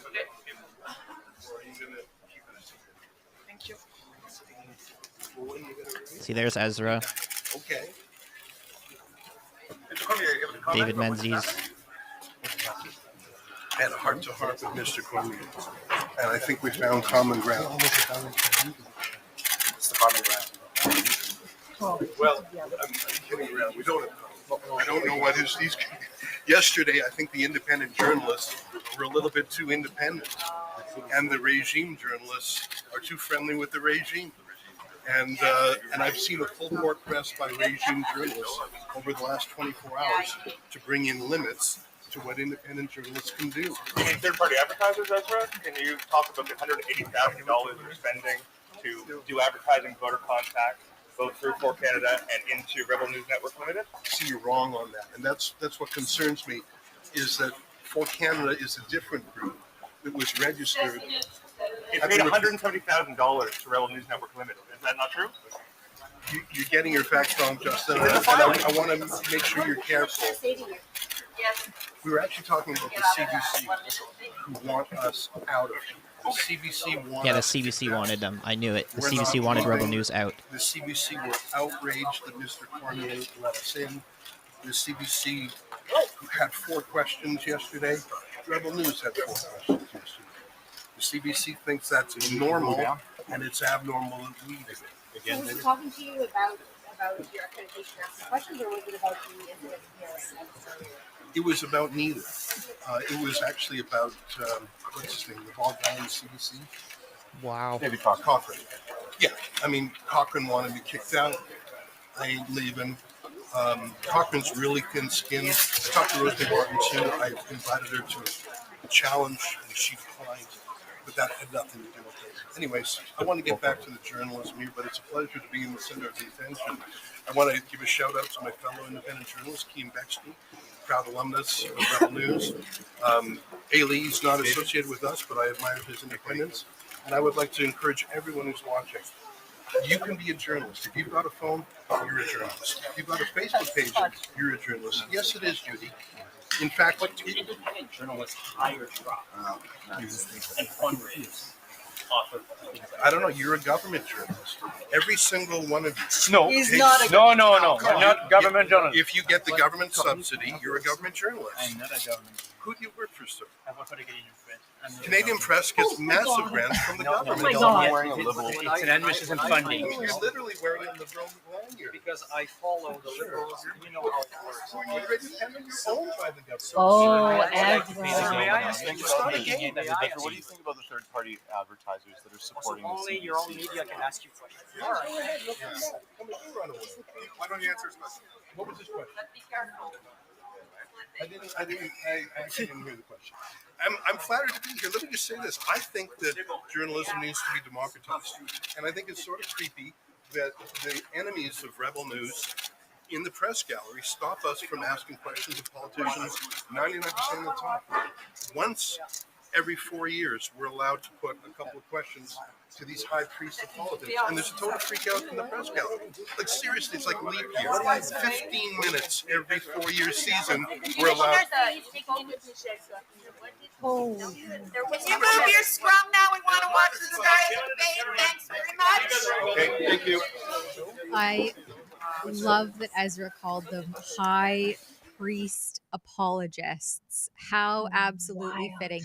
And so this little scrum happened after Hill Times journalist Stu Benson lost his composure in the media center during the leaders' debate, and then Ezra held a discussion outside of the room in response to that, and then approximately an hour later, word spread that the post-debate press scrum had been canceled. So this is a longer clip, and I haven't seen it yet myself, so let's just play it, and maybe we'll play it out. And this is where we caught up with. Okay.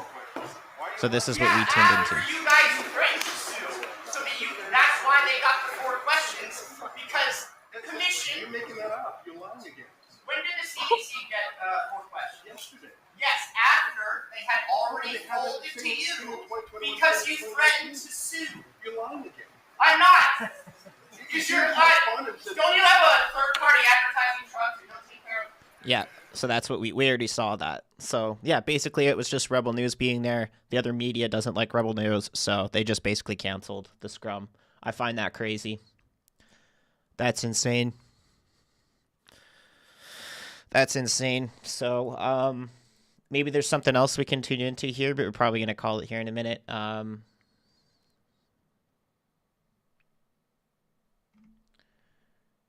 Going to call it here. I know a lot of people watch NP.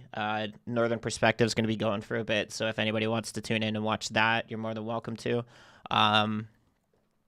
Yeah, I don't know. I don't understand why we couldn't have. All because of this guy freaking out over Rebel News. It's owned by Rebel. It's owned by you. Oh, sorry. The truck is for Canada, which is owned by you, which is separate from Rebel News, which is also owned by you. Just mad. Anyway, yep, that's it. Thanks, guys, for tuning in. I haven't been live in a while, so we're gonna get back to that. Obviously, we've only got 10 days now, 11 days until we have the election called, and then Parliament will be reopened shortly after that, and we'll be back to streaming multiple times a day for committees and things like that. So get out and vote. Definitely tell all your friends, family. It's very important that we vote. Personally, I've already voted. I did a mail-in ballot for the first time, which I've never done before. But since I'm overseas, that's the only way I could vote. So, yeah, it's really important. Just tell everybody to get out and vote. And yeah, thanks for tuning in. Thanks for watching, guys. Probably cover the election and stuff live. We'll make sure I'm really interested to see who wins what riding, so we'll be watching that live. But other than that, just stay tuned on the channel. Clips are coming out, pretty much every day. So check back on the channel for news whenever you want to, guys. And have a good evening. This was a good debate.